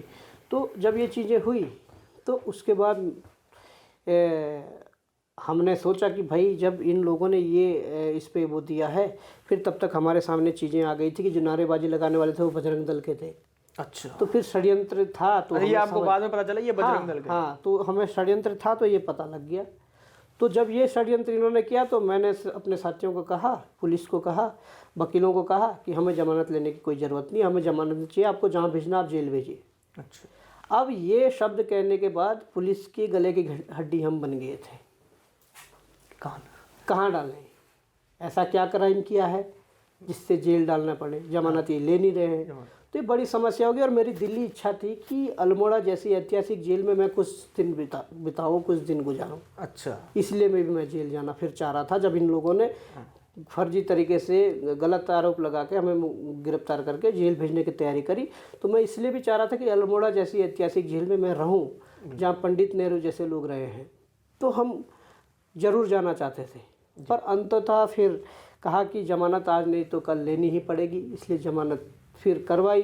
रात को 7 से 8 बजे तक कोर्ट खुला रहा और हमें ज़मानत हमारी हुई। अच्छा, फिर लोगों ने खुशियाँ मनाई। पर हमारी गिरफ्तारी के बाद वहाँ पर एक जो मैसेज बड़ी मात्रा में जो सर्कुलेट हुआ कि किसकी गिरफ्तारी हुई, कि बेरोजगार संघ के लोगों की गिरफ्तारी हुई, बॉबी पवार की गिरफ्तारी हुई। फिर दूसरा प्रश्न लोगों का था क्यों गिरफ्तारी हुई। फिर लोगों का जवाब ये था कि इसलिए गिरफ्तारी हुई कि जिस सीट पर उपचुनाव हो रहा है और जो वहाँ प्रत्याशी हैं उनकी जो सुपुत्री हैं, या जो पूर्व कैबिनेट मंत्री थे उनकी जो सुपुत्री हैं, उनके 13 नंबर लाने पर उनको डॉक्टर बना दिया गया। ये मैसेज पूरे विधानसभा के अंदर, पूरे जिले के अंदर, पूरे प्रदेश के अंदर घर घर चला गया जी। और उसने वोट प्रभावित तो करने ही थे। खुद बीजेपी का ये आंकड़ा था कि हम इस उपचुनाव को 15 से 20 हज़ार वोटों से जीतेंगे। अच्छा, ये बीजेपी का आंकड़ा था, क्योंकि जो उससे पहले कुछ महापूर्व जो चुनाव हुए थे उसमें जो 20,000 वोट लाकर जो कांग्रेस का सेकंड नंबर पर कैंडिडेट था वो भी बीजेपी में चला गया था। हाँ, तो 36,000 चंदन रामदास, 20,000 कांग्रेस का, तो ये आंकड़ा बहुत था। और इन्होंने यही टारगेट लगाया था कि हम 15 से 20,000 वोटों से उपचुनाव को जीतेंगे। पर जब हमारी जाने के बाद जब हमने चीज़ें की, हमारी गिरफ्तारी हुई, दूसरे दिन फिर हमने प्रेस रखी और प्रेस के माध्यम से हम सच्चाई बताना चाह रहे थे कि किस प्रकार से इन लोगों ने हमारे साथ ये जो छलावा किया है, तो हमें प्रेस करने से रोका गया। अच्छा, वहाँ के डीएम ने, वहाँ के रिटर्निंग ऑफिसर जो एसडीएम बनाए थे वो, वहाँ का जो पुलिस अधीक्षक थे, उन लोगों ने हमें रोका गया। हम जिस होटल में प्रेस करने वाले थे वो वहाँ कर होटल वाले को भी धमका के चले गए। अच्छा, और हम लोगों को भी कहा कि आप प्रेस नहीं कर सकते। ये पुलिस वालों ने कहा? बिल्कुल। तो हमने सोचा कि कैसे होगा, बात जनता तक जानी चाहिए। तो हमने थोड़ा दिमाग दौड़ाया और हमने कहा प्रेस नहीं करेंगे। मैं होटल से बाहर निकला और बाहर सरयू नदी के किनारे खड़ा हो गया। अच्छा, और वहाँ पर बोला जिस व्यक्ति को इंटरव्यू चाहिए वो आइए, सिंगल आइए। अच्छा, मैंने डीएम को फ़ोन में कहा कि इंटरव्यू और प्रेस वार्ता बाइट लेने में और प्रेस वार्ता में ज़मीन आसमान का अंतर है। हाँ, मैंने कहा हम प्रेस नहीं करेंगे पर हम इंटरव्यू जरूर करेंगे। उस इंटरव्यू के माध्यम से अलग अलग चैनलों पर हमने अपनी बात बताई। हमने बताया कि किस प्रकार से सरकार इस प्रकार से हमारे साथ छलावा कर रही है, षड्यंत्र कर रही है, किस प्रकार से ये चीज़ें हो रही है, वो हमने जनता को बताया। फिर वो एक ऐसा माहौल बना कि जिन लोगों ने हमारी खबर चलाई, अच्छा, देहरादून से कोई न्यूज़ चला रहे थे उनका तो कुछ कर नहीं पा रहे थे, बागेश्वर के भीतर जो स्थानीय पत्रकार चला रहे थे उनको डीएम के माध्यम से या लोकल स्तर पर उनको डराया गया, धमकाया गया। उनकी 2-2 साल की बैंक डिटेल निकलवाई गई कि क्या तुम्हें फंडिंग हो रही है। जब एक वो मामला हुआ था, डीएम का बयान भी आया था कि वो बाहर की मीडिया थी। वो सारे बयान आए। उसके बाद जब इस प्रकार की हरकतें हुई तो कई वहाँ के स्थानीय पत्रकारों ने फेसबुक पे पोस्ट की कि हम यहाँ से इस्तीफा देते हैं, इस न्यूज़ चैनल से इस्तीफा देते हैं। इस प्रकार की चीज़ें हुई, बल्कि वो हमारे समर्थन में आए। तो जब ये चीज़ें हुई तो जब माहौल बिगड़ता देख, जब उत्तराखंड सरकार को लगा या भाजपा को लगा कि माहौल बिगड़ रहा है, तो हम तो वहाँ रहे। हम तो उस दौरान सभी जगह वहाँ पर घूमे, अपने कुछ लोगों से और मिले। अच्छा, उनको समझाया। तो जब ये चीज़ें हुई तो मुझे लगा कि कहीं ना कहीं पूरा चुनाव जो है वो भाजपा से हटकर दूसरे कांग्रेस के साथ चला गया कि कांग्रेस चुनाव जीत रही है। अच्छा। जब इसका आभास खुद मुख्यमंत्री धामी को, इनके जो संगठन के और लोग थे, इनके पार्टी के और लोग थे, ये हुआ, तो खुद मुख्यमंत्री ने 3 दिन का दौरा बागेश्वर में रखा। मुख्यमंत्री इतने बिजी शेड्यूल में 3 दिन रात दिन बागेश्वर उपचुनाव में रहते हैं। अच्छा। और घर घर वोट मांगते हैं। जिस ठेकेदार की पेमेंट रुकी थी, फ़ोन करके अधिकारी को बोलते इसकी पेमेंट करवा दो। जिसका कुछ और काम फंसा था उसमें बोलते भाई इसका वो काम निपटा दो। तो वोट इस तरीके से डाइल्यूट किए गए। तो ये जब चीज़ें हुई तब मात्र जाके 2405 वोटों से वहाँ पर जीतती है, जहाँ पर आंकड़ा 15 से 20 हज़ार जीतने का था और 3 दिन खुद मुख्यमंत्री रहते हैं, तब 2405 वोटों से जीती। तो कहीं ना कहीं मुझे ये लगता है कि वास्तव में जनता अब जागरूक हो गई है। तो आपके जाने का फ़ायदा कांग्रेस को हुआ? देखिए, हमारे जाने का फ़ायदा कांग्रेस को हुआ, घाटा बीजेपी को हुआ या कुछ और हुआ, वो हुआ क्योंकि हम तो कैंडिडेट नहीं थे, ना हम पक्ष थे ना विपक्ष थे, पर हम अपने मुद्दों को लेकर इसलिए गए थे कि भाई पूरे प्रदेश की निगाहें आज उपचुनाव बागेश्वर पर है। और अगर बागेश्वर से कोई भी एक्टिविटी होती है तो पूरे प्रदेश के भीतर सबके दिमाग में वो बात चली जाएगी, हमारी जो मांगे हैं वो सबके उसमें चली जाएंगी। और वैसे भी पूरे सरकार के जो मंत्री हैं, विधायक हैं, मुख्यमंत्री वहीं थे, इसलिए हम अपनी बात पहुंचाना चाह रहे थे। तो हमारा वो मकसद था। पर इन लोगों ने हमारी गिरफ्तारी करके वहीं आग में घी डालने का काम किया, बहुत सारी चीज़ें कही। तो ये भले ही कांग्रेस को फ़ायदा हुआ, अंततः कांग्रेस हारी, बीजेपी जीती, वो मायने नहीं है। पर 15-20 हज़ार वोटों की जीत को लेकर 2405 वोटों पर आकर अटकती है, ये बड़ा प्रश्न है। और उसके बावजूद भी 3 दिन अगर मुख्यमंत्री खुद नहीं रहते तो हार गए थे।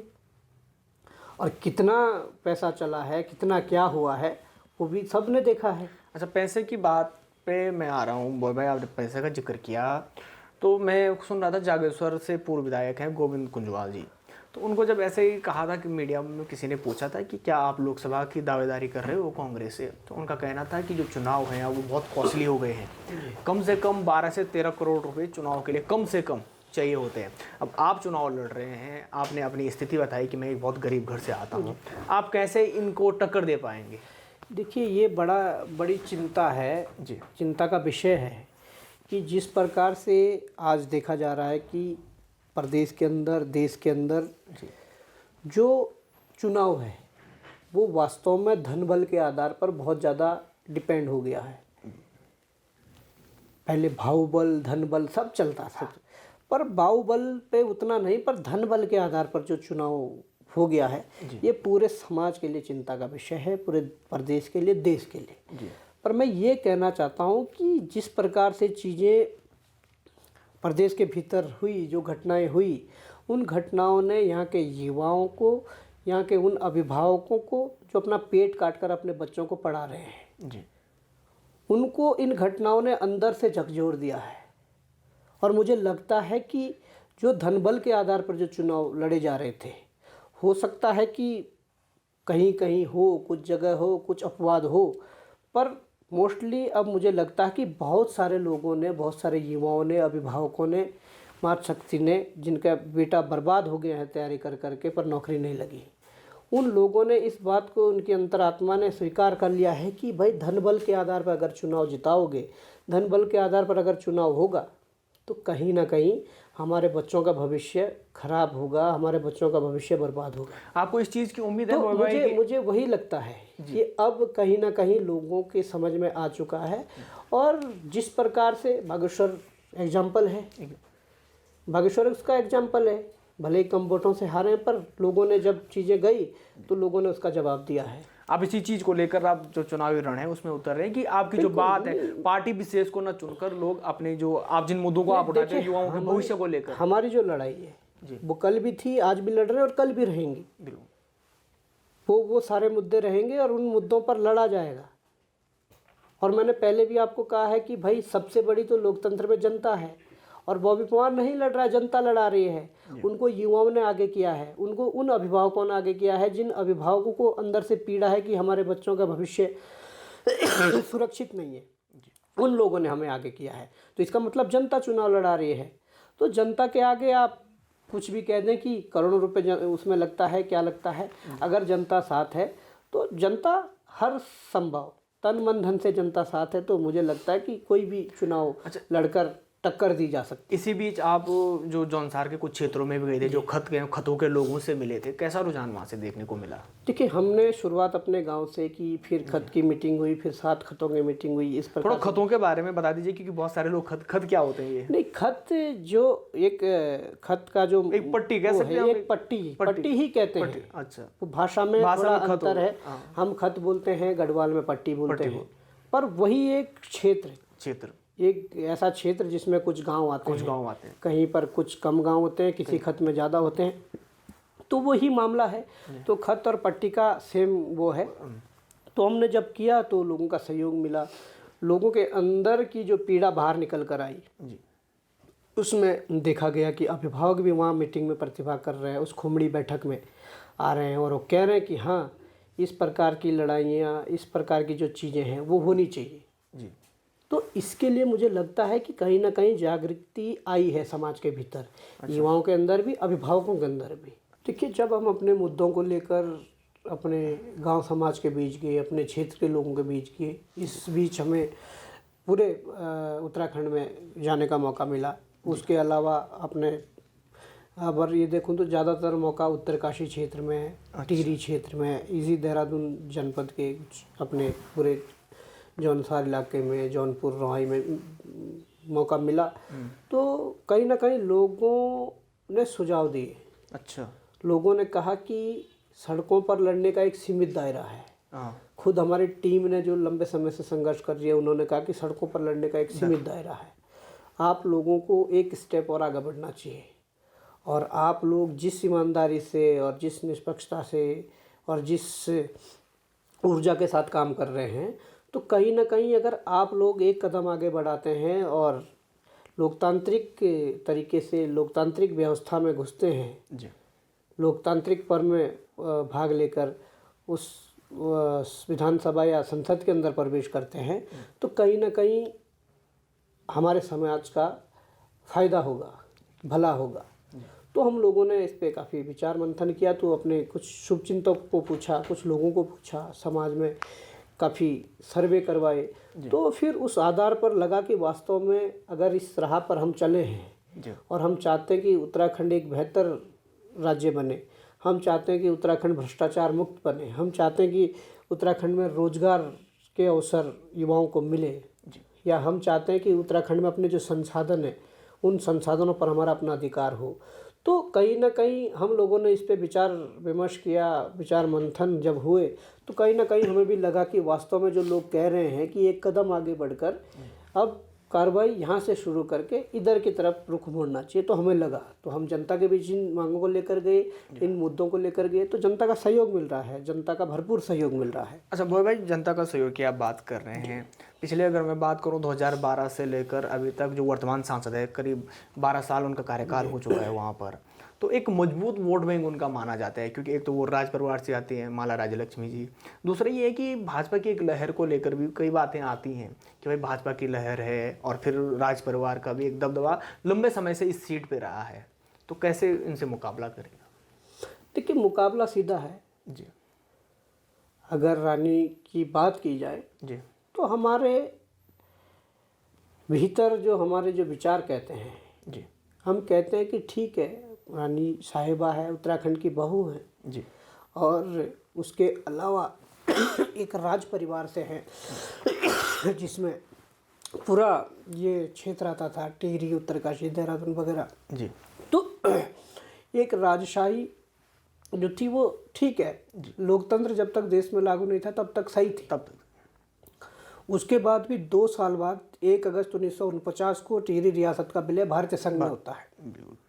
तो ये भी एक ऐसा टाइम पीरियड था कि आज़ादी के बाद भी इन लोगों ने शासन किया जी 2 साल तक। पर 2 साल के बाद अभी तक 21वीं सदी में भी राजशाही का जो परचम है वो लहरा रहा है। राजशाही जो है वो कहीं ना कहीं समाज के बीच चल रही है जी। मैं ये ज़रूर कहूँगा कि ठीक है, वो लोकतांत्रिक तरीके से लोकतंत्र के पर्व में प्रतिभाग करके इलेक्टेड होके जाती है जी। पर इलेक्टेड होके जाती है तो कहीं ना कहीं जनता के सवाल जो हैं क्या उन पर खरी उतर पा रही है? आज पूरा समाज देख रहा है। जी। क्या जो हर बार आप तीसरी बार यहाँ पर सांसद हुए, हर बार लगातार तीसरी बार, तो हर बार जो है जो सांसद निधि है, जो पूरा बजट आता है, वही खर्च नहीं हो पाता है।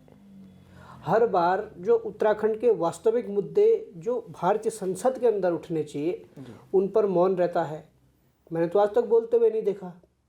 और तीसरा कार्यकाल है, तीसरा कार्यकाल खत्म होने वाला है, तो हम चाहते चौथे के लिए भी टिकट मिल चुका है। तो हम चाहते हैं कि जब एक तो सबसे बड़ा प्लस पॉइंट आया था कि मातृशक्ति थी जी, और हमारी मातृशक्ति की पीड़ा को अच्छे से वो जानती होंगी, पर उसके बावजूद भी उत्तराखंड में इतनी बड़ी बड़ी घटनाएं हो जाती है, अंकिता हत्याकांड जैसे जो घटनाएं होती है, उस घटनाओं पर हमारे उत्तराखंड विधानसभा के भीतर बहुत से विधायकों ने, पक्ष के विपक्ष के विधायकों ने खूब अच्छी तरीके से मुद्दों को उठाया है। पर क्या हमारे 5 सांसदों में से, खासकर आप महिला हैं, आप उस पीड़ा को जान सकती थी, क्या आपने कभी हिम्मत करी कि संसद के अंदर इस मुद्दे को उठाएं कि हमारी बहन अंकिता भंडारी के साथ जो बर्बरता हुई, जो उनकी हत्याकांड जो हुआ उसके बाद, तो उस पर आज तक कुछ नहीं बोली? तो ये क्या दर्शाता है? उसके अलावा संसाधन जो हमारे हैं, सबसे बड़ा एग्जाम्पल टिहरी संसदीय क्षेत्र के भीतर टिहरी डैम की मैं बात टिहरी डैम की अगर आप बात करें तो बाबा ऐसे कई जो परिसंपत्ति है वो है, चाहे आप हरिद्वार को लेकर ले जाए, खटीमा में ले जाए, जो उत्तर प्रदेश के अधीन है, इसको लेकर क्या सोचते हैं आप? वही सोचते हैं जो हमने शुरू में कहा कि क्यों हम आए इस रास्ते में। हम चाहते हैं ना रोजगार और अपने संसाधन अपने पास हमारे होने चाहिए। मतलब कुल मिलाकर हकूकों की लड़ाई है। बिल्कुल हकूकों की लड़ाई है और वो हम लेकर रहेंगे। जिस प्रकार से चीज़ें चल रही है, बड़ी उम्मीद थी कि केंद्र सरकार में भाजपा है, राज्य सरकार में भाजपा है, उत्तर प्रदेश में भाजपा है। उत्तर प्रदेश और उत्तराखंड की जो परिसंपत्तियों की लड़ाई है वो अभी सुलझनी चाहिए थी, क्योंकि ट्रिपल इंजन की सरकार थी। सरकार ने तो कह दिया कि हमने तो सुलझा दिया मामले। क्या सुलझा दिया? अभी एग्जाम्पल के तौर पर आप हरिद्वार में देख लीजिए, एक नया होटल बनता है, कितने कमरे होते हैं? 100 कमरे हैं, भागीरथी होटल होते हैं, भागीरथी, जो यूपी को चाबी उसमें दी जाती है और यूपी के लिए दिया जाता है। उत्तराखंड के लिए वो 30-35 कमरों का एक होटल अलकनंदा, जो बहुत पुराना होता है, उनकी चाबी दी जाती है। तो ये क्या हो रहा है? ये क्या हो रहा है? सिर्फ खाना पूर्ति हुई या सिर्फ बिल्कुल हवाई लूटने के लिए? बिल्कुल खाना पूर्ति हुई है, बल्कि मैं इसमें त्रिवेंद्र रावत जी को कहना चाहूँगा, उन्होंने कोशिश की थी आधिकारिक लेवल पे 2017 शुरू हुई जब थी वो सरता और उन्होंने रास्ते निकालने की कोशिश की थी, पर वर्तमान समय में फिर उसी अंधेरगर्दी की तरफ चले गए। अभी तो योगी जी हमारे उत्तराखंड के हैं, जो यूपी के मुख्यमंत्री हैं। मोदी जी कहते हैं कि हम उत्तराखंड से इतना प्यार करते हैं, और धामी जी यहाँ हैं। तो जब तीनों की जोड़ी इतनी अच्छी है, तो उत्तराखंड में परिसंपत्तियों का जो बंटवारों का जो मसला है वो क्यों नहीं सुलझ पा रहा है? सबसे बड़ा सवाल ये है। तो एक चीज़ कही जाती है, जबकि टिहरी डैम के लिए या ऐसी और भी परिसंपत्तियाँ हैं जिसमें उत्तराखंड में है, उत्तराखंड में उस लेवल पर उत्तराखंड में ही बने हैं, उत्तराखंड के भूभाग के अंदर है, पर वो जो पैसा जा रहा है, जो रेवेन्यू जा रहा है, वो या तो उत्तर प्रदेश को जा रहा है या भारत सरकार को जा रहा है। तो ऐसी बहुत सी संपत्तियां हैं जिसको लेकर टिहरी डैम सबसे बड़ा उदाहरण है। और इसके अलावा हमारे सांसदों को इस पर संसद के अंदर मुखरता से बोलना चाहिए था कि भाई हमारा अधिकार हमें दो, पर नहीं बोलते हैं, इसलिए ज़रूरत है।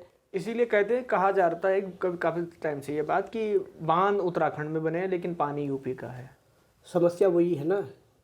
होता क्या है, अक्सर जब दो भाइयों का बंटवारा होता है जी, तो पहले जो एक संपत्ति होती है दोनों भाइयों की होती है। जब बंटवारे के दिन से 2 टुकड़े उसके हो जाते हैं, 2 भाग हो जाते हैं, तो जिस भाई को जो संपत्ति मिली वो अपने अपने में है, पूर्ण अधिकार। ऐसा तो नहीं है कि बड़ा वाला छोटे को बोलेगा कि हमें तो अलग अलग मिल गया है। अब ऐसा करो कि तुम्हारे पास जो वो चीज़ है, कोई भी ले लो, जो मेहरबानी है, वो उसका आधा हिस्सा मुझे, ऐसा कैसा मिलेगा? ये बड़ी लड़ाई है, और इस लड़ाई को हम तभी लड़ पाएंगे जब ऐसे लोग सदन के अंदर, विधानसभा के अंदर जाएंगे जिन लोगों ने इस चीज़ को झेला है, जिया है, जो समझते हैं, वो लोग जब जाएंगे तो मुझे लगता है निश्चित रूप से कहीं ना कहीं रास्ते निकलेंगे और हमारे जो अपने संसाधन है वो हमारे पास होंगे। अच्छा बॉय भाई, आप सदन में जाने की बात कर रहे हैं, सांसदों को लेकर, विधायकों को लेकर तो लोगों को यह है कि चलो विधायक के पास लोग जाते हैं, अपने ज्ञापन सौंपते हैं, लेकिन सांसदों को लेकर लोगों के मन में एक ये चीज़ बनी है कि सांसद चुनाव जीतते हैं, उसके बाद गाँव में दिखते नहीं है, तो लोग ज़्यादा दिलचस्पी नहीं लेते कि सांसद किस लिए बना होता है या सांसद का क्या काम होता है। ये मैं बात कर रहा हूँ उस बॉर्डर की जो सुदूरवर्ती पहाड़ों के क्षेत्रों में रहता है, सीमावर्ती क्षेत्रों में रहता है, जो अपने भेड़ बकरियों को चराता है, अपना गुजर बसर करता है, उनको कोई लेना देना नहीं है इन चीज़ों से कि सांसद क्या करता है। ऐसे में आप लोगों तक कैसे पहुंचाएंगे कि मैं संसद अगर जाता हूं तो मैं आपकी ये आवाज़ उठाऊंगा और इस आवाज़ उठाने से ये लाभ हो सकता है। नहीं, देखिए जो रीति बनाई गई है, जो एक फैशन चल रहा है, सांसद चुनने के बाद वास्तव में गायब हो जाते हैं। सांसद महोदय को लगता है कि ऐसी कमरों के अंदर बैठकर यहाँ के लिए नीतियाँ बनाई जा सकती है। सांसद महोदय को लगता है कि कहीं ना कहीं इस पूरे क्षेत्र का विकास दिल्ली में बैठकर ही हो सकता है, ये उनकी मानसिकता है। पर बॉबी पवार जैसे वो लोग, जो लोग लगातार सड़कों पर संघर्ष कर रहे हैं, जिन लोगों ने हर समस्या का सामना किया है, जिन लोगों ने हर पीड़ा को देखा है, जिन लोगों ने आंदोलन के माध्यम से इन समस्याओं को जिया है, वो लोग जिस दिन जाएंगे तो उस दिन लोगों की ये गलतफहमी दूर हो जाएंगी कि सांसद चुनकर जाते हैं फिर दिखते नहीं है। अच्छा, सांसद का ये काम है कि भाई ठीक है, जिस दौरान तुम्हारा सत्र चलता है तुम दिल्ली जाओ, पर बाकी दिल्ली में क्या करोगे? अपने उत्तराखंड में शुद्ध हवा है, शुद्ध पानी है, खूब प्राकृतिक सौंदर्य है, वहाँ क्या करोगे? संसद जब चलेगी, जब सदन चलेगा तो वहाँ जाओ, बाकी अपने क्षेत्र में रहो। इतनी अच्छी प्रकृति है, सब कुछ है। तो हम तो जनता के सुख दुख में, जनता के पीड़ा में, जनता के जो मांगे होंगी या जो समस्याएं होंगी उनको लेकर सड़कों पर आज भी हैं। कल अगर बनते हैं, अगर ईश्वर मौका देता है, जनता हमें मौका देती है, तो कल भी उन समस्याओं के साथ, बस ये है कि माध्यम बदल जाएगा। आज सड़कों पर भीख की तरह हमें मांगना पड़ रहा है, पर कल उचित स्थान पर संसद के भीतर उसके लिए बोलेंगे, उसके लिए गरजेंगे, तो वो सीधा सा ये हमारा वो है। अच्छा बड़े भाई, आप प्रकृति वातावरण की बात कर रहे हैं कि हमारे यहाँ शुद्ध वातावरण है। अभी कुछ टाइम पहले लद्दाख से सोनम वांगचुक है, उन्होंने उत्तराखंड का एक उदाहरण दिया था। क्या हम लद्दाख को उत्तराखंड जैसे नहीं बनना देंगे कि विकास की आड़ में जो वनों का कटान हुआ है या जिस प्रकार की जो गतिविधियाँ हुई हैं, यानी विकास भारी पड़ा है लोगों पर, उसको लेकर कैसे देखते हैं आप? देखिए, वास्तव में उन्होंने जो बात कही वो कड़वी है पर सो सच्चाई है। इसीलिए कि उत्तराखंड को प्रयोगशाला बना दिया है। जो प्रयोग करने होते हैं उत्तराखंड में कर लीजिए, यही उत्तराखंड को बना दिया है। वास्तव में बड़े बड़े जो प्रोजेक्ट चल रहे हैं जी, उन प्रोजेक्टों के बनने के बाद देखिए विकास जरूर हुआ है, पर विनाश उससे भी ज़्यादा तेज़ी से हुआ है। वो चिंता का विषय है। उत्तराखंड के भीतर एशिया का सबसे बड़ा डैम बनाने का मतलब क्या है? विकास तो हुआ है, पर विनाश इतना हुआ है कि आप रिपोर्ट उठाकर देख लीजिए। डैम बनने से पहले की रिपोर्ट देखिए और डैम बनने के बाद की रिपोर्ट देखिए। और रिपोर्ट क्या देखनी है? सिर्फ ये देखिए कि डैम बनने से पहले कब कब बादल फटे, डैम बनने के बाद कब कब बादल फटे, साल में कितने बार बादल फट जाते हैं, साल में हमारे लोगों का कितना नुकसान हो जाता है, कितनी धन की हानि हो जाती है, वो तो हम लोग बेहतर तरीके से जान सकते हैं। लोगों के घर छीन जाते हैं। बिल्कुल। अभी चाहे सिलकारा टनल की बात करें या इस प्रकार के बड़े बड़े और प्रोजेक्ट करें, उदाहरण है जहाँ पर जनधन की हानि हो रही है, जोशीमठ सबसे बड़ा एग्जाम्पल हमारे पास है। तो ये चिंताएं हमारे लिए नहीं तो किसके लिए है? ये चिंताएं हमें करनी पड़ेगी, आने वाले पीढ़ी के लिए चिंताएं करनी पड़ेगी। क्योंकि हम तो देखो, कोई भी व्यक्ति है वो इस संसार पर अगर आया है वो एक चौकीदार की तरह है। वो खाली हाथ आता है और खाली हाथ चला जाता है। पर जो एक संपत्ति होती है, जो अपना प्रदेश है, देश है, जो ये भारत माता है, इसकी रक्षा के लिए, इस संपत्ति की रखवाली के लिए एक चौकीदार के रूप में हमें काम करना होता है और हम करते हैं। पर उसमें ये नहीं है कि आप इस तरीके से छेड़खानी उसके साथ करिए जिससे कि आने वाले भविष्य में जो पीढ़ी होंगी उनको इसके दुष्प्रभाव देखने को मिले। अच्छा बॉय भाई, आपने बीच में कई बार ये जिक्र किया था कि एक बहुत बड़े तंत्र के खिलाफ आप लड़ रहे थे, चाहे वो आप भू माफियाओं को लेकर भी आपने कई खुलासे किए हैं, नकल माफिया जो काफ़ी चर्चा में रहते हैं कि नकल माफियाओं ने उत्तराखंड के युवाओं के हक छीने हैं, फिर सरकार के खिलाफ भी आप मुखर होकर बोलते हैं। क्या डर नहीं लगता कभी कि ये लोग कुछ? देखिए, डर क्या लगता है जी, डर तो लगता है कि भाई जिन लोगों के खिलाफ बोल रहे हैं बड़े ताकतवर लोग हैं। क्योंकि ये आम आदमी है ना कि एक आम आदमी नकल नहीं करवा सकता नहीं, है। ताकतवर वो धन बल के आधार पर हो सकते हैं, जी, बाहुबल के आधार पर हो सकते हैं, पर अंदर से उनके अंदर उतना जिगरा नहीं है। अच्छा, अंदर से उतना जिगरा नहीं है जितना दिखता है। एक सच्चे व्यक्ति के अंदर जो जिगरा, जो दिल उसके अंदर होता है, वो कई चुनौतियों को इस प्रकार से स्वीकार करता है और उस चुनौतियों पर आगे बढ़कर वो इसमें सफल होकर दिखाता है। वही हमारे अंदर अब हुआ है, हमारे लोगों के सहयोग से, हमारे लोगों के समर्थन से, जिस प्रकार से हमारे अंदर अब चीज़ें डेवलप हुई है, जो चीज़ें आई है, तो मुझे लगता है कहीं ना कहीं ये जो लोगों का सहयोग था, लोगों का प्यार था, जो लोगों का समर्थन था, इस वजह से कहीं ना कहीं हमारे अंदर अब ऐसी चीज़ें आई हैं कि जिससे हम गलत को गलत बोल सके, सही को सही बोल सके, और ऐसे तंत्र के खिलाफ, परीक्षा माफिया तंत्र हो, भू माफिया तंत्र हो, तमाम प्रकार के माफिया हो, उनके खिलाफ हम खुलकर बोल सकते हैं। हाल ही में हमने एक अभी कालसी के भीतर जो ज़मीन का मामला, एक कश्मीरी मूल निवासी जो अपने आप को उत्तराखंड का मूल निवासी बताता था, उसने 10 बीघे से अधिक कृषि भूमि ले ली नियमों को ताक पर रखते हुए। हम लोगों के संज्ञान में जब मामला आया तो हमने जनता के बीच में रखने का काम किया और सरकार पर दबाव डाला किस प्रकार से कैसी चीज़ें चल रही है।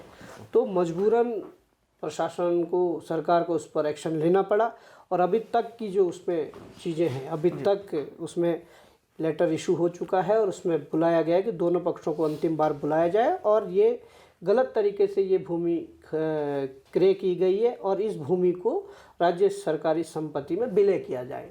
तो ये हमारी जीत है। हम अपने जल जंगल जमीन बचाने की बात करें तो ऐसे ही बचेंगे जब हम लोग आगे आएंगे। बिल्कुल। अच्छा बॉबी भाई, पिछले काफ़ी समय से मैं सोशल मीडिया पर ये देख रहा हूँ और लोग ये उम्मीद लगा रहे हैं कि क्या बॉबी पंवार कांग्रेस के सिंबल से चुनाव लड़ेंगे? देखिए, वास्तव में समाज के बीच या लोगों के बीच चर्चाएं चलती रहती हैं, कई कयास लगते और हैं। जैसा कोई सोचता है उस प्रकार की चीज़ें मार्केट में चलते रहती हैं। अब देखिए, हमें जनता ने आगे किया है जी, हमें हमारे लोगों ने आगे किया है और इस मकसद से आगे किया है कि सड़क पर लड़ने का एक सीमित दायरा है जी, और इनके खिलाफ लोकतांत्रिक तरीके से लड़ा जाना चाहिए जी, और इस तरीके से लड़ा जाना चाहिए। और हम अगर लड़ रहे हैं तो जीतने के लिए लड़ रहे हैं। चाहे कोई भी पार्टी। बिल्कुल इस तरीके से लड़ना चाहिए कि भाई जिन लोगों ने हमारी बात नहीं सुनी, जो युवाओं के भविष्य को सुरक्षित करने के लिए सीबीआई नहीं करवा सकती, या जो अनेकों भ्रष्टाचार के मुद्दे जो हमने उजागर किए हैं उन मुद्दों पर जो कार्रवाई नहीं कर सकती, उन्हें कैसे हराया जाए, उनको कैसे मात दी जाए, इस पर हमारे सभी लोग विचार मंथन कर रहे हैं। पर यह है कि हमें लड़ना है। सीधे टक्कर जो है वो भाजपा से है। ऑब्वियसली भाजपा से है या राजशाही से है? देखिए, भाजपा से है, राजशाही से है, सरकार से है, कुछ भी आप कह लीजिए, पर केवल और केवल लड़ाई इस बात की है कि हमारा व्यक्ति इस लोकतांत्रिक व्यवस्था में प्रवेश करना चाहिए, उस पर जोर देना है और उस पर हम सभी जोर दे रहे हैं। तो हम ये कहना चाहते हैं कि भाई ठीक है, हमारी जो लड़ाई है वो सड़क से लेकर संसद तक जाए, इसलिए हम इस रास्ते पर चल पड़े हैं। अब मैं ये भी कहना चाहता हूँ, लोग कयास लगाएं, ठीक है जी, देखिए कांग्रेस कैंडिडेट उतारती है, ठीक है, बीजेपी ने कैंडिडेट उतार रखा है, तीसरे कैंडिडेट हम भी हैं। आपको लगता है कि अगर कांग्रेस कैंडिडेट उतारेगी तो थोड़ा चुनौती हो सकती है? नहीं, चुनौती क्या हो सकती है, हमारा मैनेजमेंट, हमारी तैयारी, हमारी टीमें, हमारे लोग, हमारे शुभचिंतक, जो लोग भी हैं, भाजपा ने कैंडिडेट उतार दिया है और उनके क्या जो भाजपा के कैंडिडेट हैं उसमें हम मान सकते हैं कि उनकी क्या उपलब्धियां रही है, या कांग्रेस जिस कैंडिडेट को उतारेंगी उनकी क्या उपलब्धियां हैं या उन्होंने जनता के बीच जाकर कितने जनता के मुद्दों को प्रमुखता से उठाया है, और तीसरे कैंडिडेट हम भी होंगे। तो मुझे लगता है कि ये मामला त्रिकोणीय बनेगा, और निश्चित रूप से त्रिकोणीय उसमें हम जरूर जिन मुद्दों को लेकर हम चल रहे हैं या जो हमारी लड़ाई है उस लड़ाई को लेकर चल रहे हैं, तो मुझे लगता है कि जरूर त्रिकोणीय मामला ये बनेगा और हम जीतेंगे। चलिए, पर इसके अलावा ये भी हो सकता है कि भाई समझदारी कोई पार्टी करे। अच्छा। पूरे देश के अंदर लोकतंत्र को बचाने के लिए पूरे देश के अंदर तमाम प्रकार के दल, तमाम प्रकार के संगठन एकत्रित हुए हैं, जिसको इंडिया अलायंस नाम दिया है। बिल्कुल। तो हमें लगता है कि कोई पार्टी ऐसी समझदारी दिखाएं। ये आप कांग्रेस के लिए कह रहे हैं? देखो, मैं कह रहा हूं कि कोई ऐसी समझदारी अगर दिखाएं और उन्हें लगता है कि वास्तविक रूप से जो लोग जनता के बीच जा रहे हैं, जनता के मुद्दे उठा रहे हैं, जनता की पीड़ा को वो कर रहे हैं, तो कोई संकोच नहीं है, लड़ लेंगे। कोई संकोच नहीं है, क्योंकि हमारी टीम डिस्कस ऐसा कर रही थी। अच्छा, मतलब कि आप इंडिया अलायंस के तहत लड़ सकते? देखिए, जो भी होगा, क्योंकि अंततः हमें अपने इन मुद्दों को एक सही जगह पर रहकर उठाना है। अच्छा। आज तक सड़कों पर उठा रहे थे, मुद्दे तो कल भी उठेंगे, पर हम चाहते हैं कि एक बेहतर तरीके से हमारे कुछ लोग विधानसभा या संसद के भीतर इन मुद्दों को उठाएं। तो उसके लिए संघर्ष चल रहा है, उसके लिए ये तैयारियां चल रही है। अब उन तैयारियों में क्या रास्ते सही होते हैं, क्या रास्ते गलत होते हैं, वो तो समय के साथ उसमें फिर उस हिसाब से डिसीजन लिए जाएंगे, उस हिसाब से चीज़ें चलेंगी। चलिए, बहुत बहुत शुभकामनाएं बॉबी परमार भाई आपको। आप जिस प्रकार से लगातार युवाओं की जो मांगे हैं उनको लड़ रहे हैं, बगछड़ के लिए बहुत समय देने के लिए बहुत बहुत धन्यवाद आपका। हमारे साथ मौजूद थे बॉबी परमार, जो बेरोजगार संघ के अध्यक्ष थे, लेकिन अब जो है वो चुनावी रण में उतरने वाले हैं। उन्होंने ताल ठोक दी है। तो इस बार देखना होगा कि जो टिहरी लोकसभा क्षेत्र है उसका जो चुनाव होने वाला है लोकसभा का, वो काफ़ी दिलचस्प होने वाला है। क्योंकि एक तरफ भाजपा ने जो टिहरी की महारानी है माला राज्यलक्ष्मी, उनको टिकट दे दिया है, और दूसरी तरफ बॉबी परमार हैं। अगर कांग्रेस अपना कैंडिडेट उतारती है, ये अब देखने वाली बात होगी कि वो किस पर भरोसा जताए, या फिर जिस प्रकार से बॉबी परमार ने कहा है कि अगर कांग्रेस मौका दे तो कांग्रेस के सिंबल से भी लड़ लेंगे, या इंडिया अलायंस के सिंबल से भी, उनके गठबंधन से भी लड़ लेंगे। तो अब देखते हैं इसमें क्या कुछ होता है। तमाम अपडेट हम आपको देते रहेंगे, और तमाम जो शख्सियतें हैं उत्तराखंड की, उनसे भी हम आपको मिलाते रहेंगे। बने रहिए बगछड़ पॉडकास्ट के साथ, और शेयर करना ना भूलें।